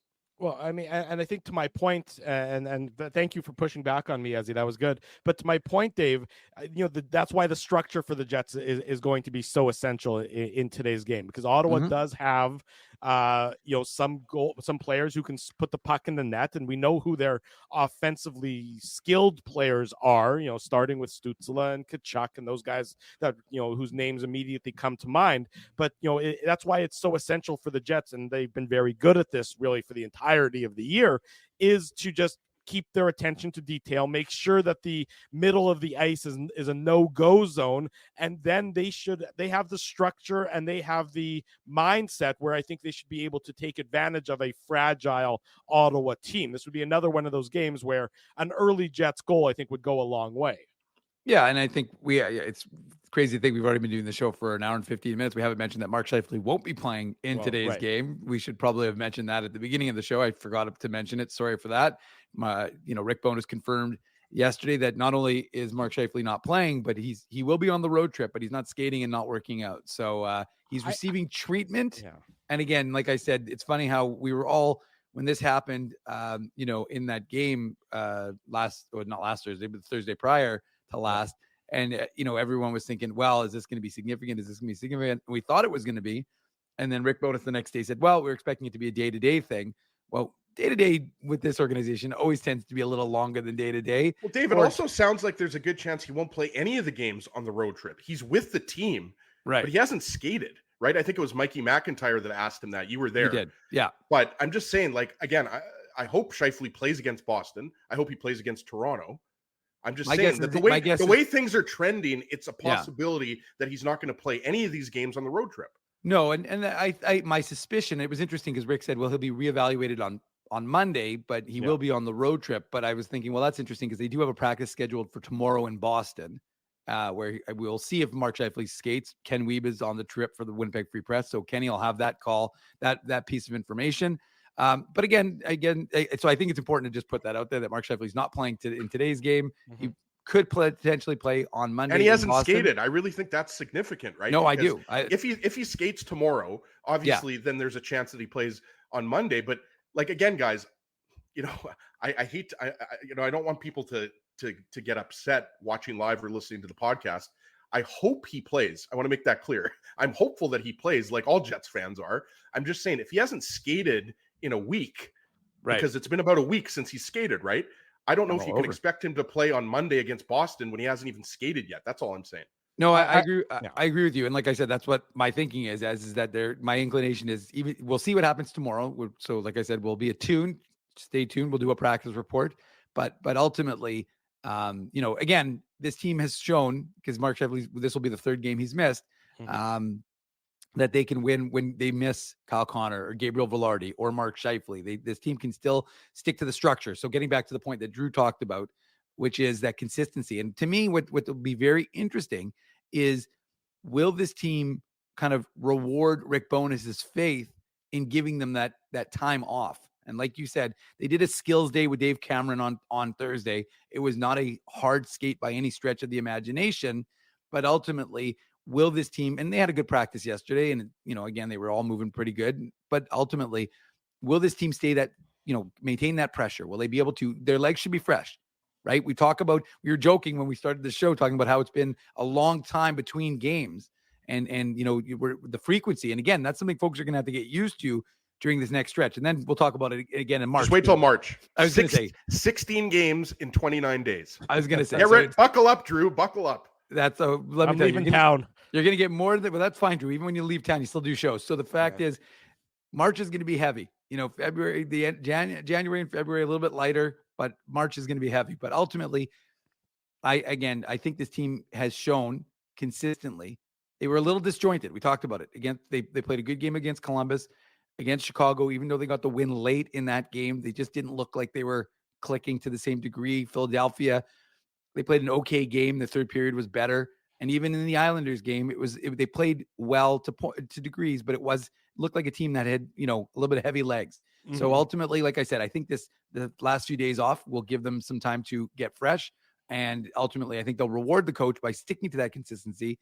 And we don't know who the goaltender is. Rick Bowness. That's what I was going to ask you guys. What do you think? So Rick Bowness yesterday, when asked about the goaltending lineup for the next 4 games, he said that Laurent Brossoit was going to get one of the games. Now, the question is, do you think this would be clearly based on the schedule, the easiest of the 4 before the break? Yeah. But at the same time, I can't help but think about how good Connor Hellebuyck is in afternoon games, and he's been off since Tuesday as well. So do you think it's Laurent Brossoit, or do you think it's Connor Hellebuyck today? And then where do you see Brossoit getting a game if it's not today? Yeah, it's going to be Brossoit or Hellebuyck, obviously, this afternoon. way to go out there on a whoa. That's why you watch the Illegal Curve Hockey Show, folks, for that kind of analysis. Well, Drew, not just anybody can come up with that kind of analysis. It's a good thing he's got that working mic, because otherwise we would think about the genius we would have just missed out on. Yeah, exactly. I'm the village idiot for sure. No, but Drew, we talked about this after the game between the Jets and the Islanders on Tuesday night's post-game show. I thought that there was a good chance that Brossoit was going to play. You're right, though, Drew. I mean, you said Hellebuyck is good in afternoon games, which is true. He's also good in evening games, in morning games. He's good in the rain. He's good in blizzards. He's good on Tuesdays. He's good on Fridays. He doesn't really have many bad days or bad situations, right? I think there's a good chance it could be Brossoit. I'm going to put my reputation on the line, and obviously, that reputation is suspect. Yeah, I was going to say. So you're putting nothing on the line. Exactly. Is what you're saying. No, I'm going to say Brossoit, because I think, guys, we agree. I mean, the Bruins and the Leafs are clearly better teams than the Senators. It's not even close. So I think we agree that there's a good chance that Hellebuyck's going to play against the Bruins. Was Brossoit's last start against the Ducks, Dave? Was that his last start? It was either against the Ducks or the Sharks, I believe. I believe so. And he had something like 39 saves. Like, he was really good in that game. Yeah, it was that game against the Ducks where he made like 37 saves. Yeah, so I think it was, that's over a week ago. That's what, 10 days ago? Drew's looking it up here. His last game that he played would have been, he played the game against Chicago. January 11th. Oh, the 2-1 win. Chicago. Okay, so it's been 9 days. Yeah, so he's due for a start. So he's probably not going to play against Boston. So then is he going to play against Toronto? Like, the way he's been playing, I think it's going to be Brossoit today. I'm going with Brossoit. Final answer. Okay, as he says, Brossoit. Wow. I mean, I tend to think it's going to be Hellebuyck, and I think that it might be Brossoit on Monday or Wednesday against. So Dave, if it's Hellebuyck, I owe Drew a massage. No, and if it's Laurent Brossoit, you owe me an Illegal Curve sandwich. How about that? You don't want a massage? I don't want a massage from you. Yeah. I would like a massage from a professional, trained, licensed expert in masseuse therapy. Drew, you could have just said from anybody but Ezzy, and that would have been fine. Actually, Naomi says that I give very good foot massages. I'm just saying. God help us. Nobody needs to know that. That's great. That's the privacy of your own bedroom. It's important, Drew, to give your significant other a foot massage every once in a while. I have no quibbles with the concept. I have quibbles with listening to you talk about it. That's Drew, I'd have gloves on, obviously. You have gloves on when you massage your wife's feet? No, he's talking No, about no, for no. you, I'm Drew. saying if I massage your feet, I would be wearing gloves. You are not How touching about a my back body. massage? A back massage. How You about are that? not touching my body under any circumstances. I love you. Oh, hold on, but Drew. You don't are have to not worry. touching me under You don't any have to worry. circumstances. Dylan Webb is going to take this one for the team, and he'll take the Okay, Ginsburg that's massage. There you go. Well, hold on Congratulations, this. Do Dylan. we have You do win. we have a massage therapist in the chat? How about this? If there's a massage therapist in the chat or somebody knows a good massage therapist, I will buy. I'm so confident that Lauren Brossois is going to start this Oh, boy. afternoon. Say me, Ezzy. Say me. I will spend whatever it is, $100 and get you a massage if it's Hellebuck and Net. How about that, Drew? Again, I can buy my own massages. I just don't think right now. Dave, someone's doing well. I can't get over the hurdle of you talking about massaging me right now. That's the breaking point for me at this point. Is that Hell I of a just show can't- we got here. I tell you what, I'd like to apologize to the almost 500 of you that are watching this and probably wondering what the hell you've walked into. Except, Well, although you probably I know will what say you this. walked into it. I will say a lot of people are in for the rub. Comet says I'm in for the rub. So I mean, Ezzy, you got some people. If Drew is unwilling to accept it, you might be able to get a massage line going I somewhere. mean, it seems like Drew is George Costanza right now, and he has a problem with a man massaging him. I I've don't. been massaged by other men, Drew. I have been as well. There's nothing I have wrong no, with that. for the again, record, I have not. My problem is Dave with M, only you, female Ezzy. masseuses. My problem is with you. I'd like to point that out for the record. Yeah. It is with the idea. All right, of move you, on, Drew. Come on. an You're the one. untrained You're professional. Okay, how about the perpetuating this loser nonsense. buys the winner an illegal curve sandwich from Bernstein's? How about that? How about we just no? How about just How about we not at all? move the show along? Well, that's what I was going. I mean, I'm No, trying you're to- perpetuating it, Drew. Come on. Okay, fine. Yeah. I will stop Yeah. perpetuating it. But that I agree wholeheartedly with really the idea that the Jets and their structure is going to be a key component of this afternoon's game, and the success that the Jets will require will come from maintaining that structure against an unstructured Ottawa Senators team. Let's keep going with our hockey talk on this Saturday morning. We're thrilled to welcome to the program from dailyfaceoff.com, Colby Cohen joins the show. Colby, a good afternoon and welcome back to the Illegal Curve Hockey Show. How are you doing? What's going on, guys? It's a good day. It's a Saturday. There's lots of hockey games on. The Australian Open's going. I don't know if any of you guys are tennis fans, but plenty of sports to watch. BU got a big win last night. Your guy's boy Rutger McGroarty looked great for Michigan last night. What a prospect he is. So yeah, lots to get into, I'm sure. I don't want to tout myself too much, but I do have my tennis plaques up on the wall right behind here, Colby, from when I was a youth tennis player, and it does say winner on these, not just participants. So you're talking to when it came to the under 12 Winnipeg tennis scene. That's where I was a Viking. But Colby, Drew models his game after Andy Roddick. He's like Winnipeg's Andy Roddick. I bet you there's not a lot of outdoor tennis happening in Winnipeg, though. You're probably not getting a lot of days right this time of year. Like we get I'm in outside of Philadelphia. Every now and again, we get 55 degrees, and you see people out on the tennis court in long sleeves, just like you do on the golf course. But as I remember when Paul Stastny, who's a good friend, was playing in Winnipeg, he put those Roger Federer shoes away once, October rolled around, and those babies stayed in his closet until let's say May. Yeah, there's very little tennis happening outdoors. You're absolutely right about that. Clay courts, grass courts, snow courts haven't become a thing yet in tennis, but any day now, I'm sure.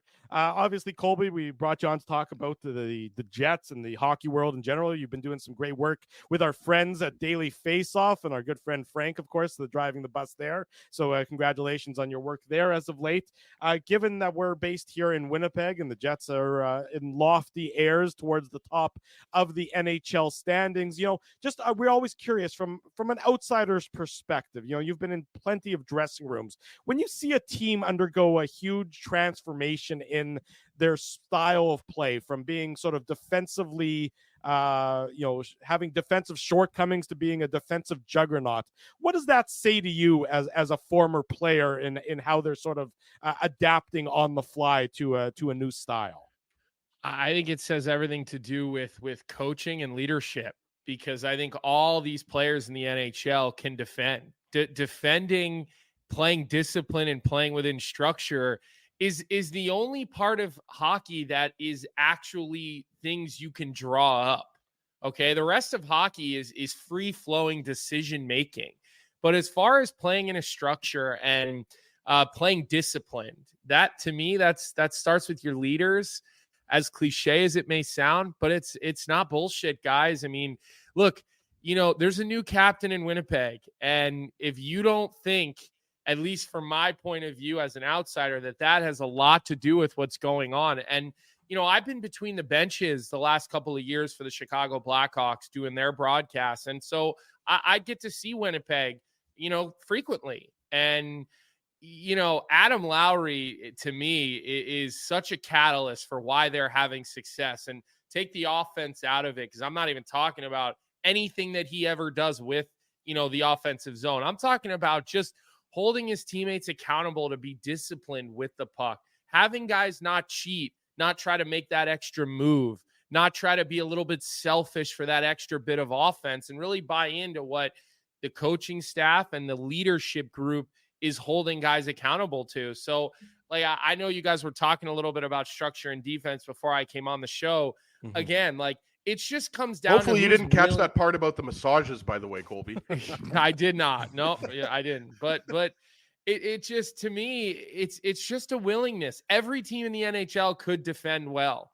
And it's not just defensemen. It's forwards, it's goaltending. That's why the Toronto Maple Leafs are going to continue to be what they are, because they refuse to play with that level of discipline that it takes to win when games really get, the notch gets turned up for games. And I think it's one of the reasons the Flyers have been successful this year, because they don't have anywhere near the talent teams like Winnipeg or Vancouver or any of the top end teams. But I think they play more discipline than anybody else in the NHL. And I think that starts with their coach.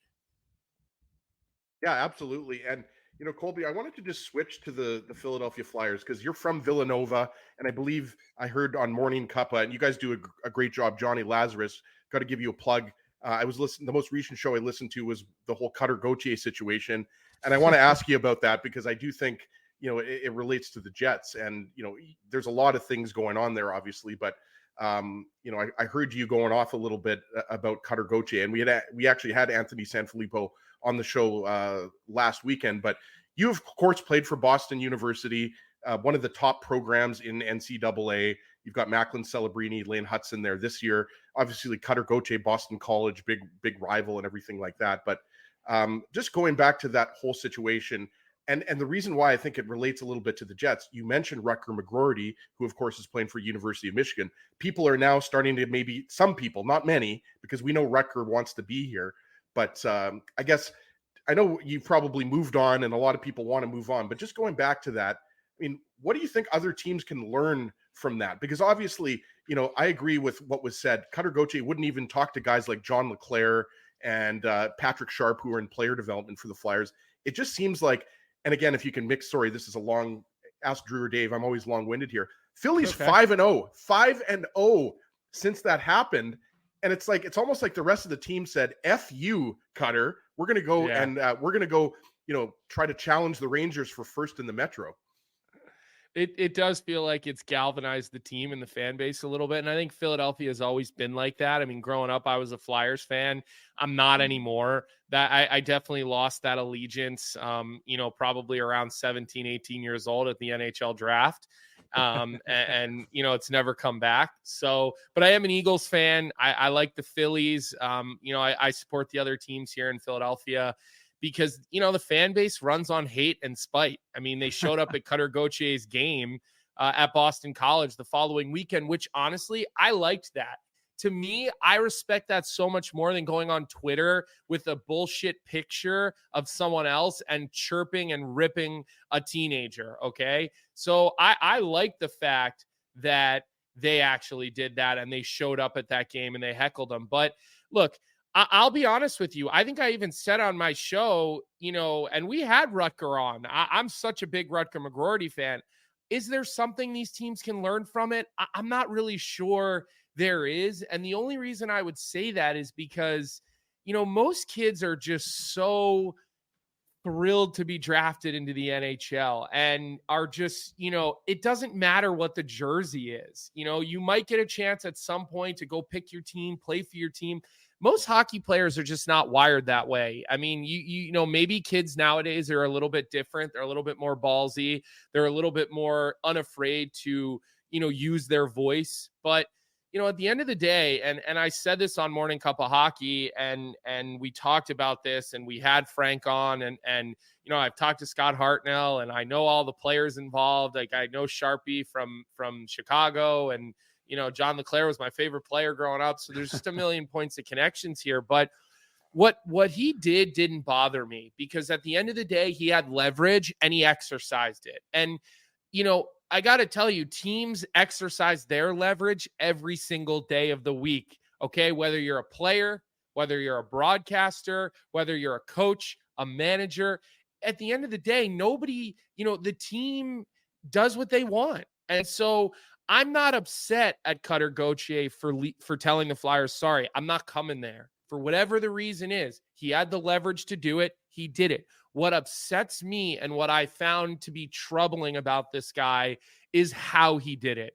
The disrespect that he showed to the individual parties and the organization and the fan base.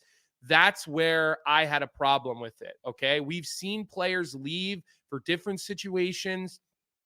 Jacob Trouba, he left Winnipeg.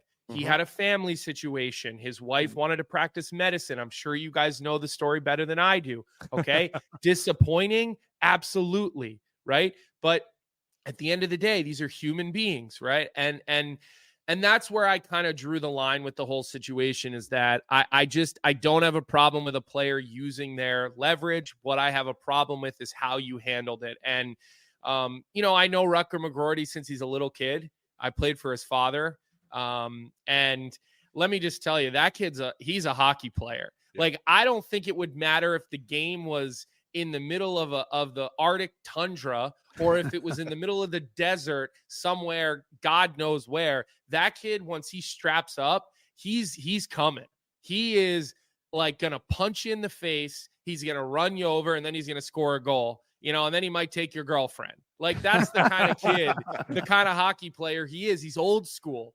Right. So, you know, I said on social media that's the future captain of the Winnipeg Jets. I mean, absolutely. I have no idea if he ends up there, but I mean, you watch the way he plays at Michigan. When he's going, he drags that entire team along, and there's other skilled players around him, but that's just who he is.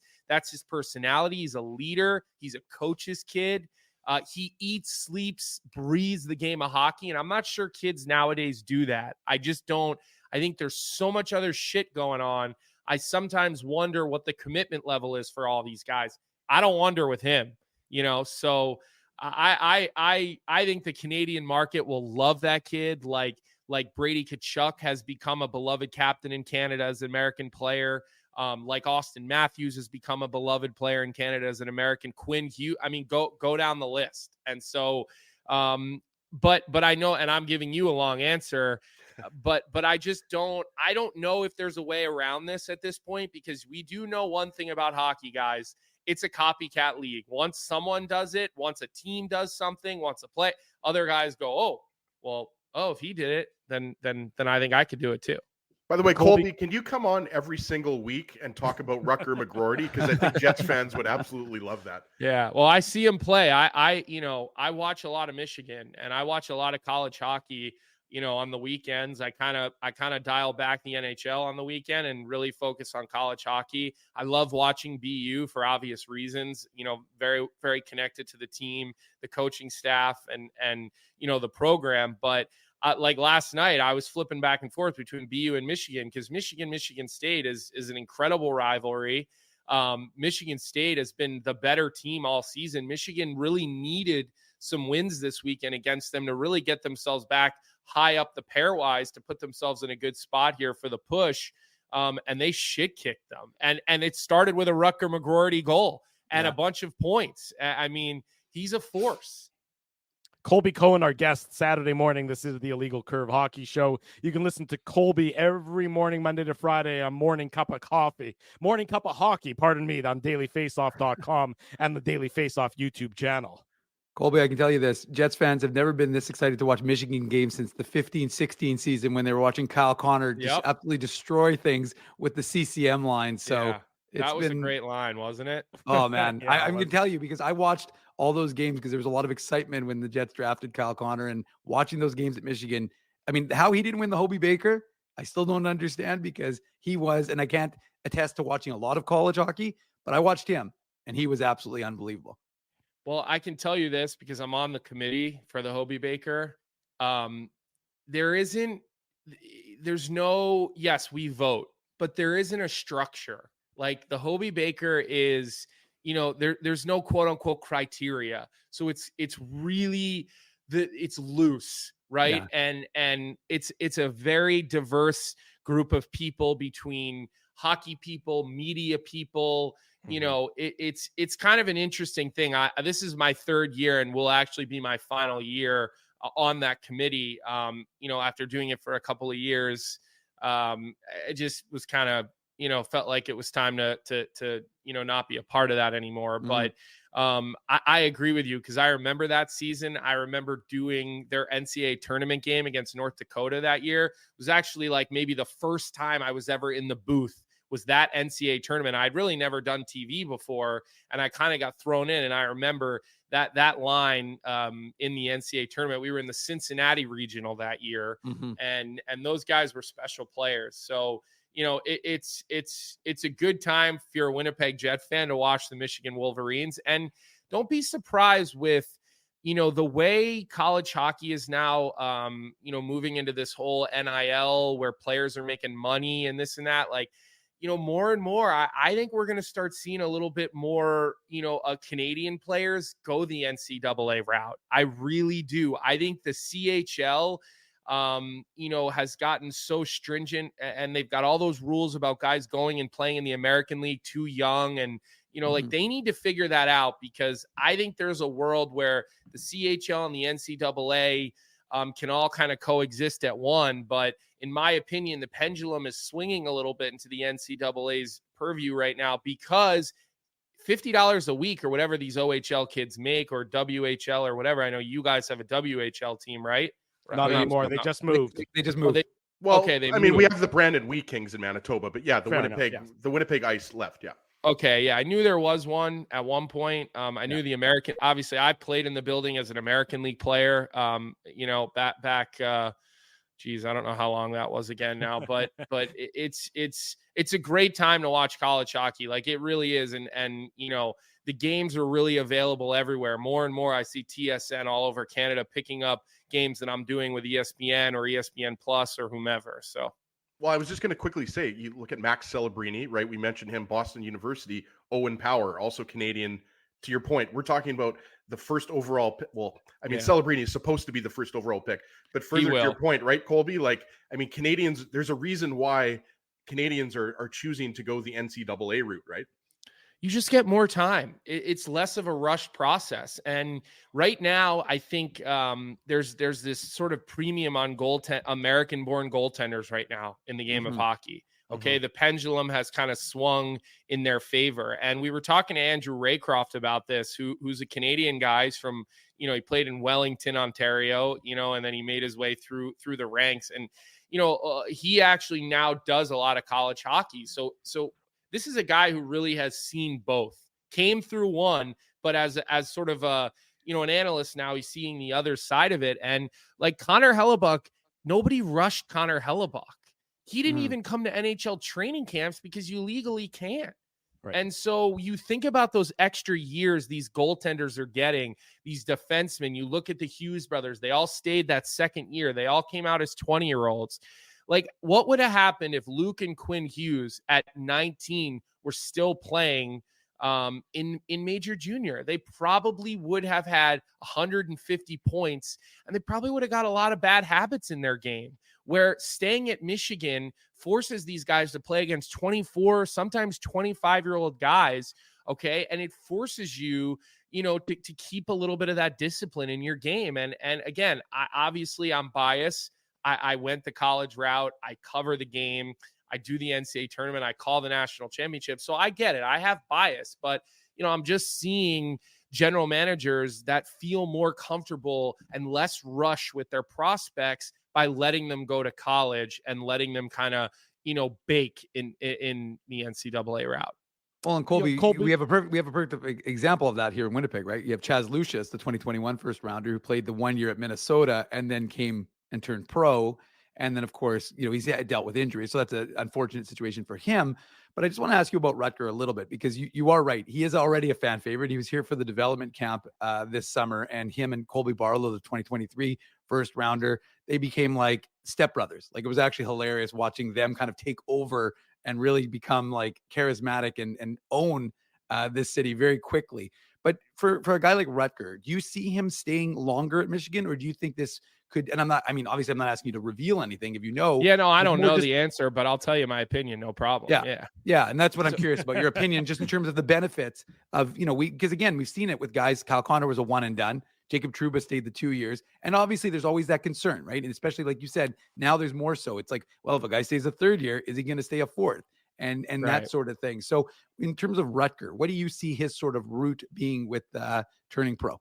Yeah, so I remember talking a lot with his father his freshman year, and I just kept saying, don't rush him. Don't rush him. I see some of these other kids at Michigan are in a rush. Don't buy it in, okay? You don't make your money on your first contract, okay? Your money comes when on your second contract. The last thing you want to do is leave Michigan to go play in the American Hockey League when you have things left on the table at that level.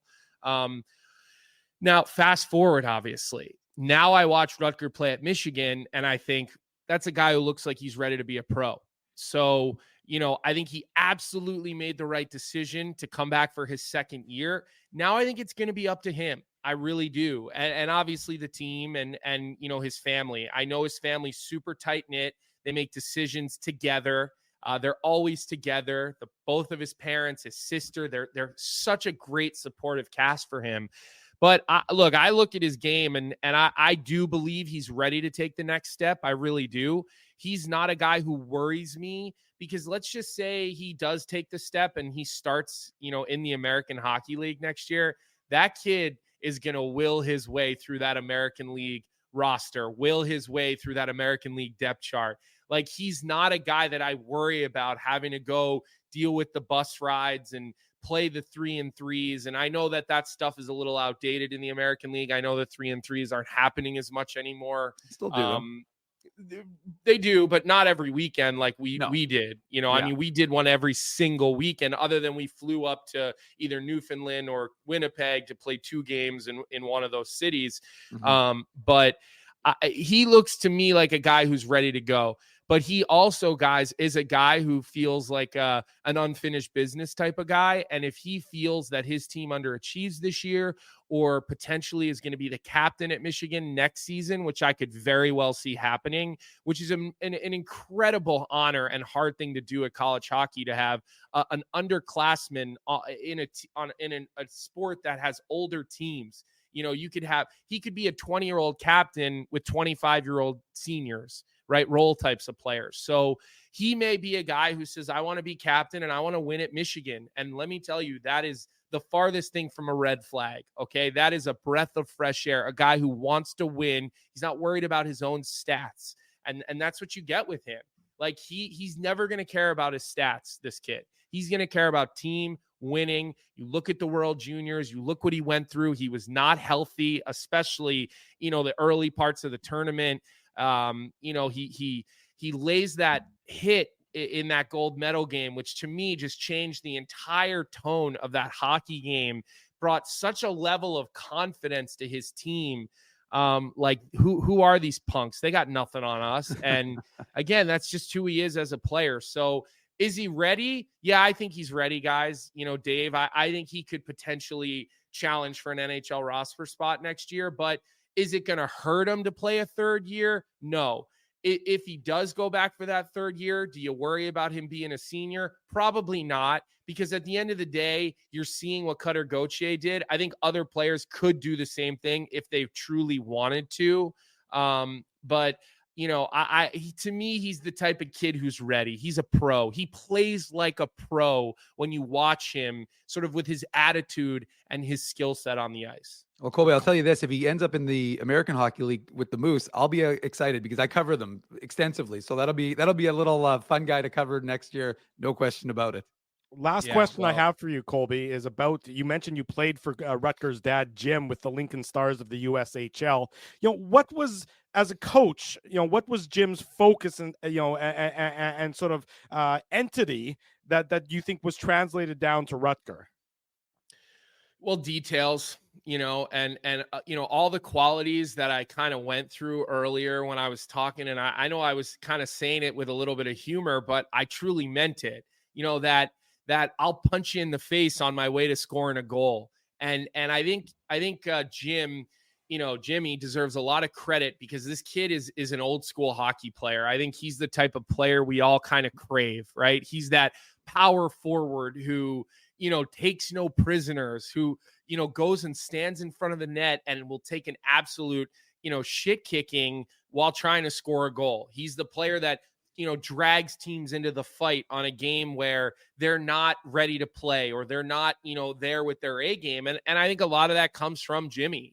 He was the assistant coach in Lincoln when I was there. And I remember, the following year he became the head coach, or maybe, I believe it was the following year Jimmy became the head coach. And I remember my friend Jimmy Hayes, who we all know, it's a terribly tragic thing that happened to Jimmy, but Jimmy was playing at the U.S. national team, but he was too young to go to college hockey. He still needed another year of high school, and he didn't know where he should go. And I remember getting on the phone with Jimmy and selling Jim McGroarty. And I know we're talking about two guys with the name of Jim now, but I sold Jimmy Hayes on Jim McGroarty, on what kind of guy he was, what kind of coach he was. He was going to teach you how to play tough. He was going to hold you accountable. But he also, guys, he wasn't an asshole. He wasn't a prick. He was the type of player's coach that you respected and that you made the right plays for, because you didn't want to have to go look him in the eye if you made a hot dog type of decision or a hot dog type of play, because he treated you, even at a young age, with such respect. And I think a lot of that is worn off on Rutger.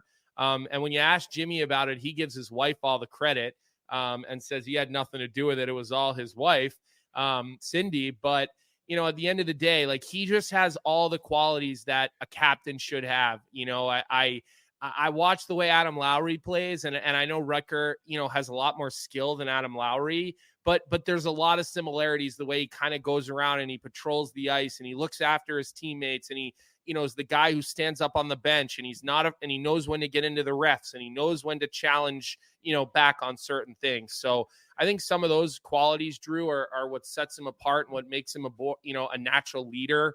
And look, I think we're going to get to see that as Michigan. I believe they're 12th in the pairwise rankings right now, but they're going to have to win some games to make sure that, they've got to buy into the tournament and they don't need their conference tournament to get in. And then from there, it's going to fall on, Rutger and some of those other players. But, Rutger drags guys like Frank Nazar, who's another first-round pick. He drags him into the game, right?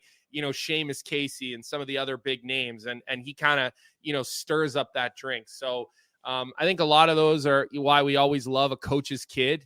There's always a thing about a coach's kid. Look at Adam Lowry. He's a coach's kid, right? There's a certain type of guy that's a coach's kid. We've seen it time and time again. And I think Rutger, hits the nail on all those things. Absolutely. And Colby, just one last question for you. And it's non-NHL related. Like, you can look at our names. We're all members of the tribe, which means we're Jewish, of course. Colby knows that. But just for those who might not know what that reference means. And I wanted to ask you about the whole situation with the Israeli national team. And obviously we're not going to get into geopolitics or anything like that, because obviously, we all agree that war is awful and we don't want anybody to lose their life in any type of armed conflict. But specifically asking you about the decision of the IIHF to ban Israel, and then obviously the NHL getting behind Israel, and then Big time. IIHF reversing their decision, right? It also helps that Gary Bettman happens to be Jewish, right? Well, but I don't think it's just that. But I guess, what is your take on that whole situation? Because obviously, we should mention there's a Division III World Under-20 Championship coming up in Bulgaria. So that's what Team Israel was being banned for participating in. Now they can participate in that tournament. So just what was kind of your overall take on that? It's a scary time we live in right now. There's a lot of anti-Semitism, and you've been a really, I think, strong voice for the Jewish community. So I commend you for that. Well, first off, I appreciate that. And, now that my paychecks don't come from a team, I'm not afraid to say what's on my mind. And I'm an opinionated person. I own that. They're my opinions. Everybody is entitled to their opinions, even opinions I don't agree with. I think, hey, that's totally fine with me. You have your opinions. And, I've got, this hanging behind me, which I'm sure is something that you guys, recognize what that is. Obviously says, bring them home. I think we all know what that means and what that's about. But, as regards to the Israeli national team, I think the IIHF made a very short-sighted decision. I think they were facing pressure from some outside sources. And, I know we don't want to get into a political talk, but I think a lot of it had to do with politics and pressure. And I just thought it was the wrong decision. I think it sent the wrong message. I think in a lot of these conflicts that we're seeing around the globe, I think we have to remember that, most people are like us. We don't want to have wars. We don't want to see people getting injured. Doesn't matter. Even if you don't agree with them, you don't like them, you don't want to see innocent people injured. And I think, athletes unfortunately get dragged into these things, and players are not allowed to represent their countries if international federations feel like their countries are doing the wrong things. And, you could really go around and poll athletes in every sport. Nobody wants to see bad things happening anywhere. And so I think the decision was short-sighted. I think it sent the wrong message. I think it supported the wrong message. A lot of what we're seeing with the anti-Semitism around the US, Canada, around the world. I mean, guys, my DMs are filled with death threats, with, people saying things to me that, keyboard warriors left and right. I mean, it's so disgusting just because I'm voicing my opinion. And again, everybody gets to have theirs. Now, I will commend the NHL, USA Hockey, the DEL, all of these bodies that stood up. And look, I know Gary Bettman's not going to take credit for something like this. And it's actually, he's completely kept his name out of this whole thing. Bill Daly was the one who did all the speaking. But the NHL had a lot to do with flipping this ban. And USA Hockey as well did a lot to help flip this ban. Pat Kelleher and his team out in Colorado Springs, who's the executive director of USA Hockey. I mean, when they saw this thing, they were all like, couldn't believe what they were seeing. Leagues in Germany, the head of that league stood out and said something. So I think they did the right thing. They had the influence. They made the IIHF realize that how much of a bad decision this was. They changed their decision. They're going to get to play as they should get to play. And, I think, look, again, short-sighted decision. I was pretty harsh on the IIHF. The IIHF does a lot of things that, bother me. I don't think it's a well-run organization. I think they've got a lot of problems in the way that they do their tournaments, the way they award their tournaments.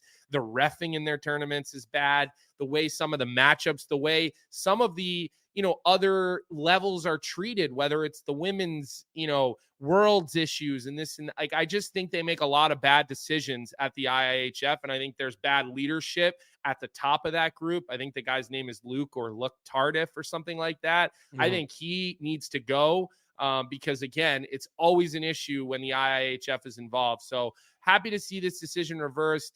I've been in pretty close contact with people, at the Israeli ice hockey league at the top, people who kind of represent them in various roles. We've had a lot of conversations and I've really done everything that I could do behind the scenes to kind of represent and I know I have a Team Israel jersey that's being sent to me, which is super cool. They were asking me if I wanted the blue or the white. I said, guys, I'm not picky. I'll take whatever. And I will rock that thing proudly. Awesome. I've got my Team Israel tape on the bottom of my stick right now, which is really cool. Something someone on Twitter was doing. And I've handed it out to, a bunch of other Jewish hockey players. So, I'm super proud of who I am and where I come from and where my family's, roots and origins are. And I will continue to support and advocate and really stick up for everybody, because I know a lot of people are in a tough situation where they're afraid to speak their mind. because of the way cancel culture works. And, you know, for me, I just don't care. I really don't. I'm going to say how I feel. I'm going to be genuine about it. I'm open to hear other people's opinions on why I could potentially be wrong. I'm always trying to learn more about certain situations. So, you know, I just don't have anything to hide, and I'm going to continue to be that way and advocate for the things that I feel strongly about. Colby You're a Cohen. mensch, Colby. You're a mensch. Colby, thank you for this. Thank you for your time this morning. Thank you for your insight. A great appearance here on the show, and we'll do it again real soon. Yeah, thanks for having me on, guys. And hey, you guys could be watching hockey into June this year. I think you guys have quite an exciting opportunity. You got the best goaltender in the NHL. You know, I would love to see Rick Bowness, you know, add that one to the case, because man, there's not many people that are easy to root for than Rick Bowness. He's, you know, he's a mensch, if we're going to use that word. He's a great human being. And so, you know, pulling for him, and we'll see what happens this year, guys. Thank you, Colby. We'll do it again real soon. There he goes, Colby Cohen, joining us this morning. Morning Cup of Hockey on the dailyfaceoff.com and the YouTube channel. We're into overtime. We'll take one final break. We'll come back. We'll talk about the Jets and the Sens, and we'll wrap this morning's show before the post-game show later this afternoon. Drew Mandel, Dave Minuk, Ezra Ginsburg with you. Keeping Winnipeg laughing for over 30 years. Rumors, Canada's longest running comedy club, bringing you the biggest laughs from the best comedians on the planet. Jerry Seinfeld, Chris Rock, Jon Stewart, Dennis Miller, Brad Garrett, the greats, and all the up-and-comers too. When was the last time you laughed out loud? Make it a great night out with friends, or book your office or birthday party. Even a fundraising event at Rumors. Get all the details and dates on upcoming shows at rumorscomedyclub.com. Whoa, Ezzy, everything okay? You look stressed. Of course I'm stressed. We're moving, the house is upside down, the kids failed miserably at packing the fine china, and my life is in chaos. Chaos! Yes, that does sound like a problem. What am I going to do? Ezzy, relax. Rolly's Transfer Moving and Storage is the answer. With 60 years of experience in moving Manitobans and a track record of exemplary customer service, one call to Rolly's and your stress is gone. No job is too big or too small. Just visit Rollies.com and they will take it from there. Thanks, Dave, and thank you, Rollies Transfer Moving and Storage, online at Rollies.com. Hey, Drew. Ezzy, whoa, what a smile. Yeah, I got my crowns done at Linden Market Dental Center, and they whiten my teeth. I see. They're so bright that every time I smile, they go, "We have hockey tonight. Do you have a mouth guard to protect those pearly whites?" "I sure do." Whoa, they even ting through the mouth guard. Linden Market Dental Center covers all your dental needs, from restorative to cosmetic dentistry, and will fit you with a sports guard for that active lifestyle. 877 Waverly. See lindenmarketdental.com. This January at Boston Pizza, every day is Pasta Tuesday. That means BP's famous pastas start at just $11.99 every single day. Create your own or go gourmet for just a few bucks more. Come on in for Pasta Tuesday pricing any day. Only this January at Boston Pizza. So you're a pizza person. You married a wing person. But somehow your kids are salad people. You can't pick your fam, but you can pick your BP meal deal. Starting from $18.99 for takeout or delivery at bostonpizza.com. We did it again! You're on fire, man. There's power in a handshake. After a great game or great deal, it shows professionalism and respect. Two qualities Zappia Group Realty take pride in. You don't build a business where 95% of your clients are referred by others without honesty, integrity, and total dedication to client satisfaction. To sell your home for more in less time, shake hands with Frank and Mauro Zappia of Zappia Group Realty. Get started at ZappiaGroup.com.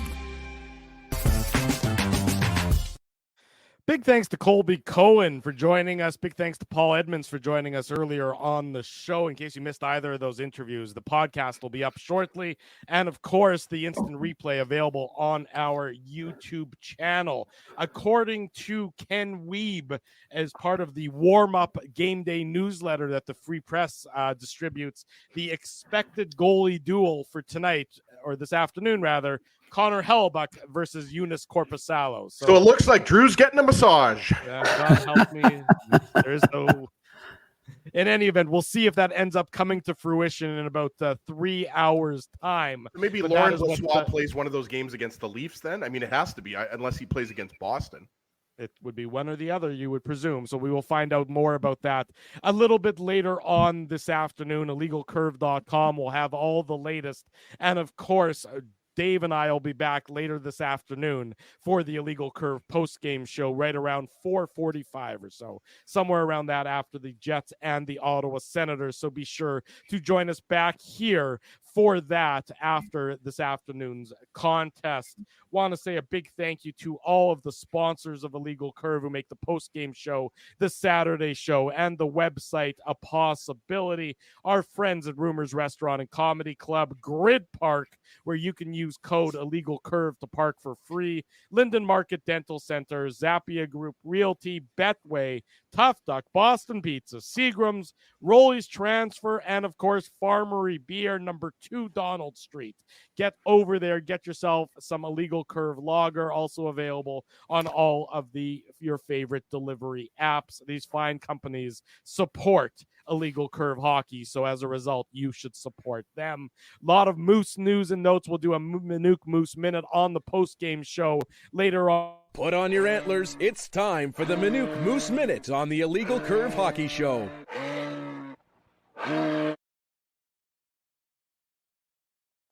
Oh, my arms are crossed right now, so that was not me who pressed that button. No, I wasn't. I okay, if you're going to do this, I'm going to go because I have to be somewhere. It's now 5 after 11. So are you doing the Moose Minute now, or are you going to do it this afternoon on the post game? No, Drew, you can go get your pedicure now. Bye.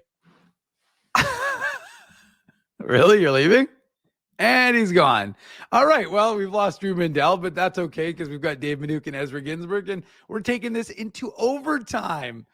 Folks will appreciate that, but Drew doesn't appreciate it. But the folks, hold on, Drew's back. Why is he Drew back? I thought Drew was leaving. Did you bring Drew back? Stop bringing Drew back. Don't bring Drew back. Anyways, look, quickly, we'll get into the Minuk Moose Minute, which apparently, Frosty saying I pulled a Marvel post-credit scene. Frosty, it wasn't me. This was an escapade. Hold on, Dave. We did just talk about it and we planned this. So I mean, you that were is true. aware that I was going to do this. I did know that you were going to do it. Dave, I did. The reality is, do we really need Mindell for the Moose Minuk Minute? I mean, no. I think it's better if he leaves. Let Drew go get on with his Saturday morning. That's fine. You and I will. Hey, look, the only reason why we want the show to end relatively quickly is for the folks who want to download the podcast. We want them to be able to listen to it before the Jets and Senators get going at 2:00, which of course you'll be joining Drew and I for the postgame show.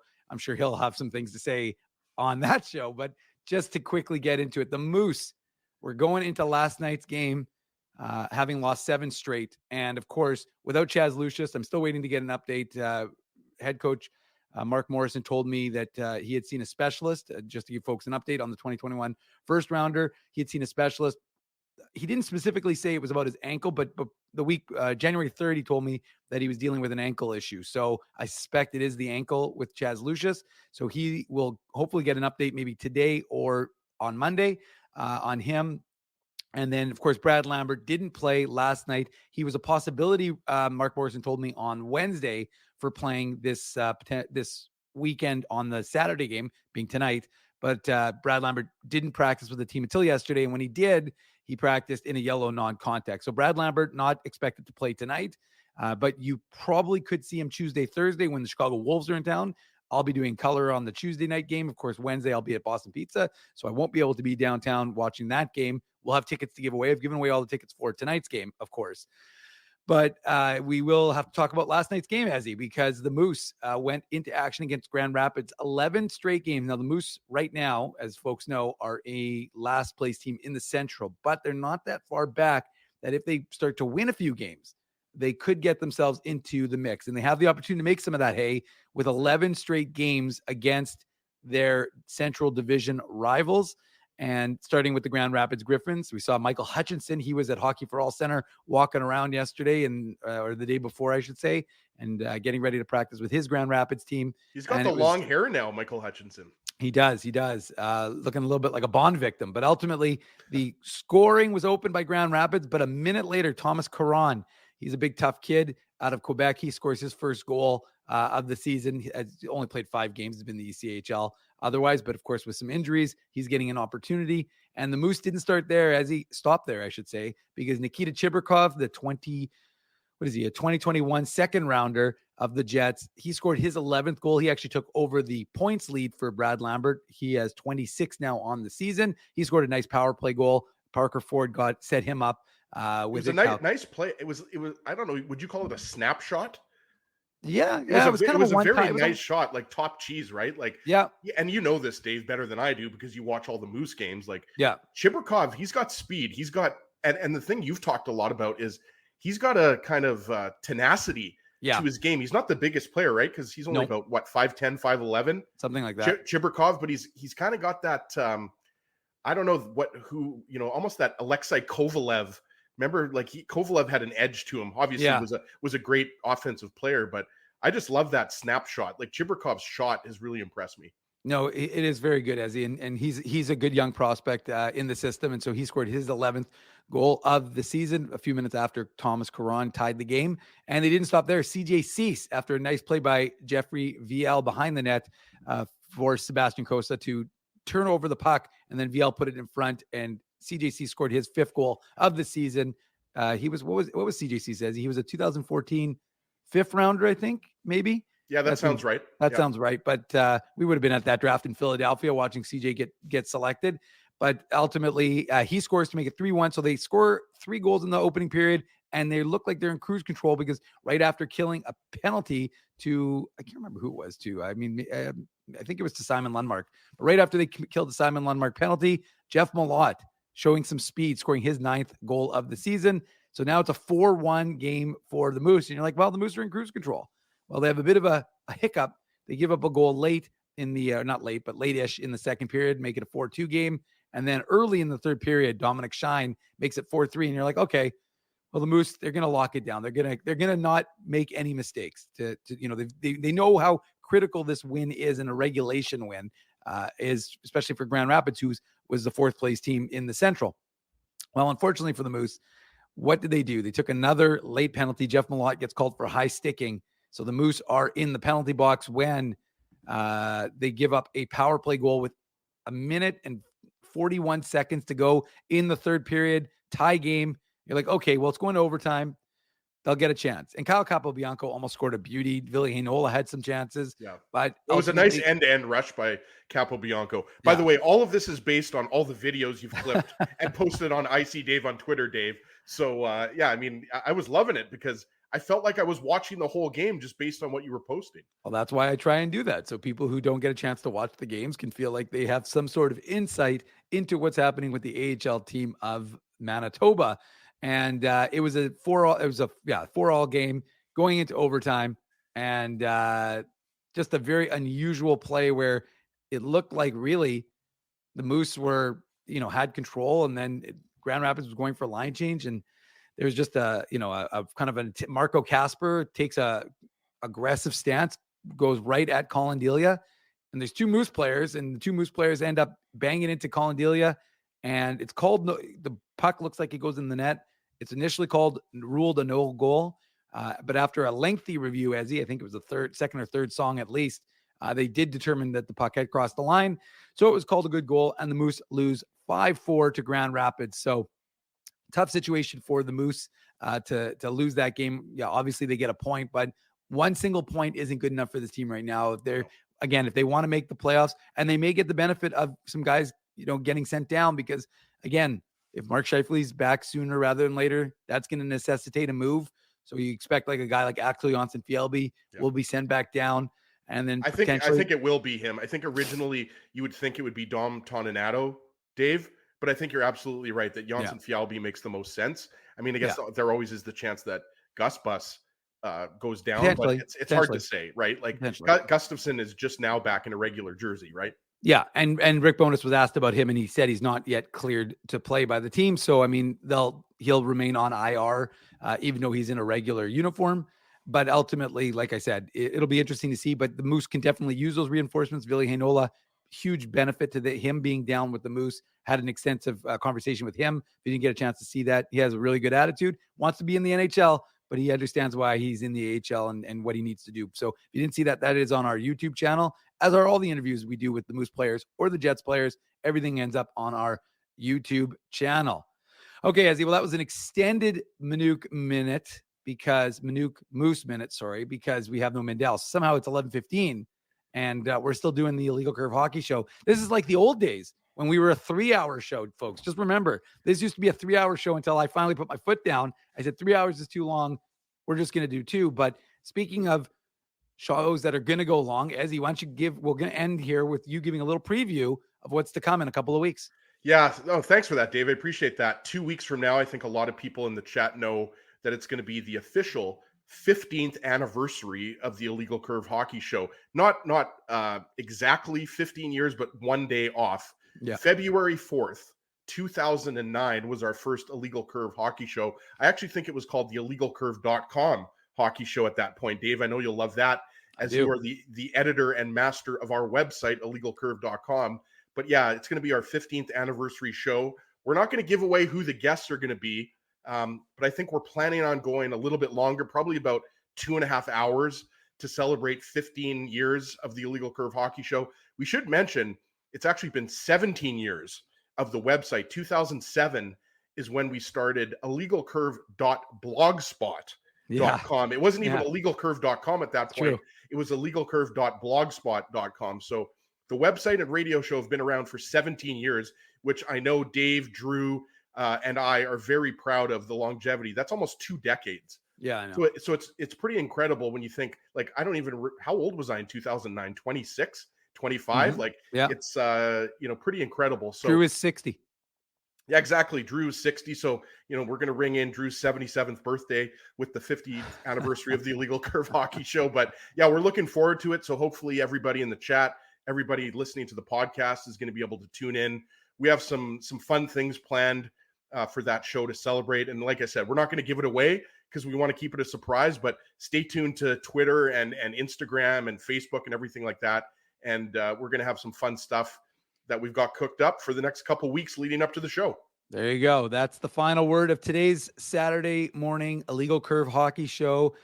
He is Ezra Ginsburg. I am Dave Minuk. Drew Mindell was here, but he has left. So it's been a fun-filled and adventurous Saturday morning. We appreciate you spending however much time you've spent with us. Of course, you can watch the immediate replay. If you missed any of the show on our YouTube channel, make sure you've hit that subscribe button. Please, before you go, make sure you throw down a like if you can. And again, this is my own personal plea. I do this pretty much every week.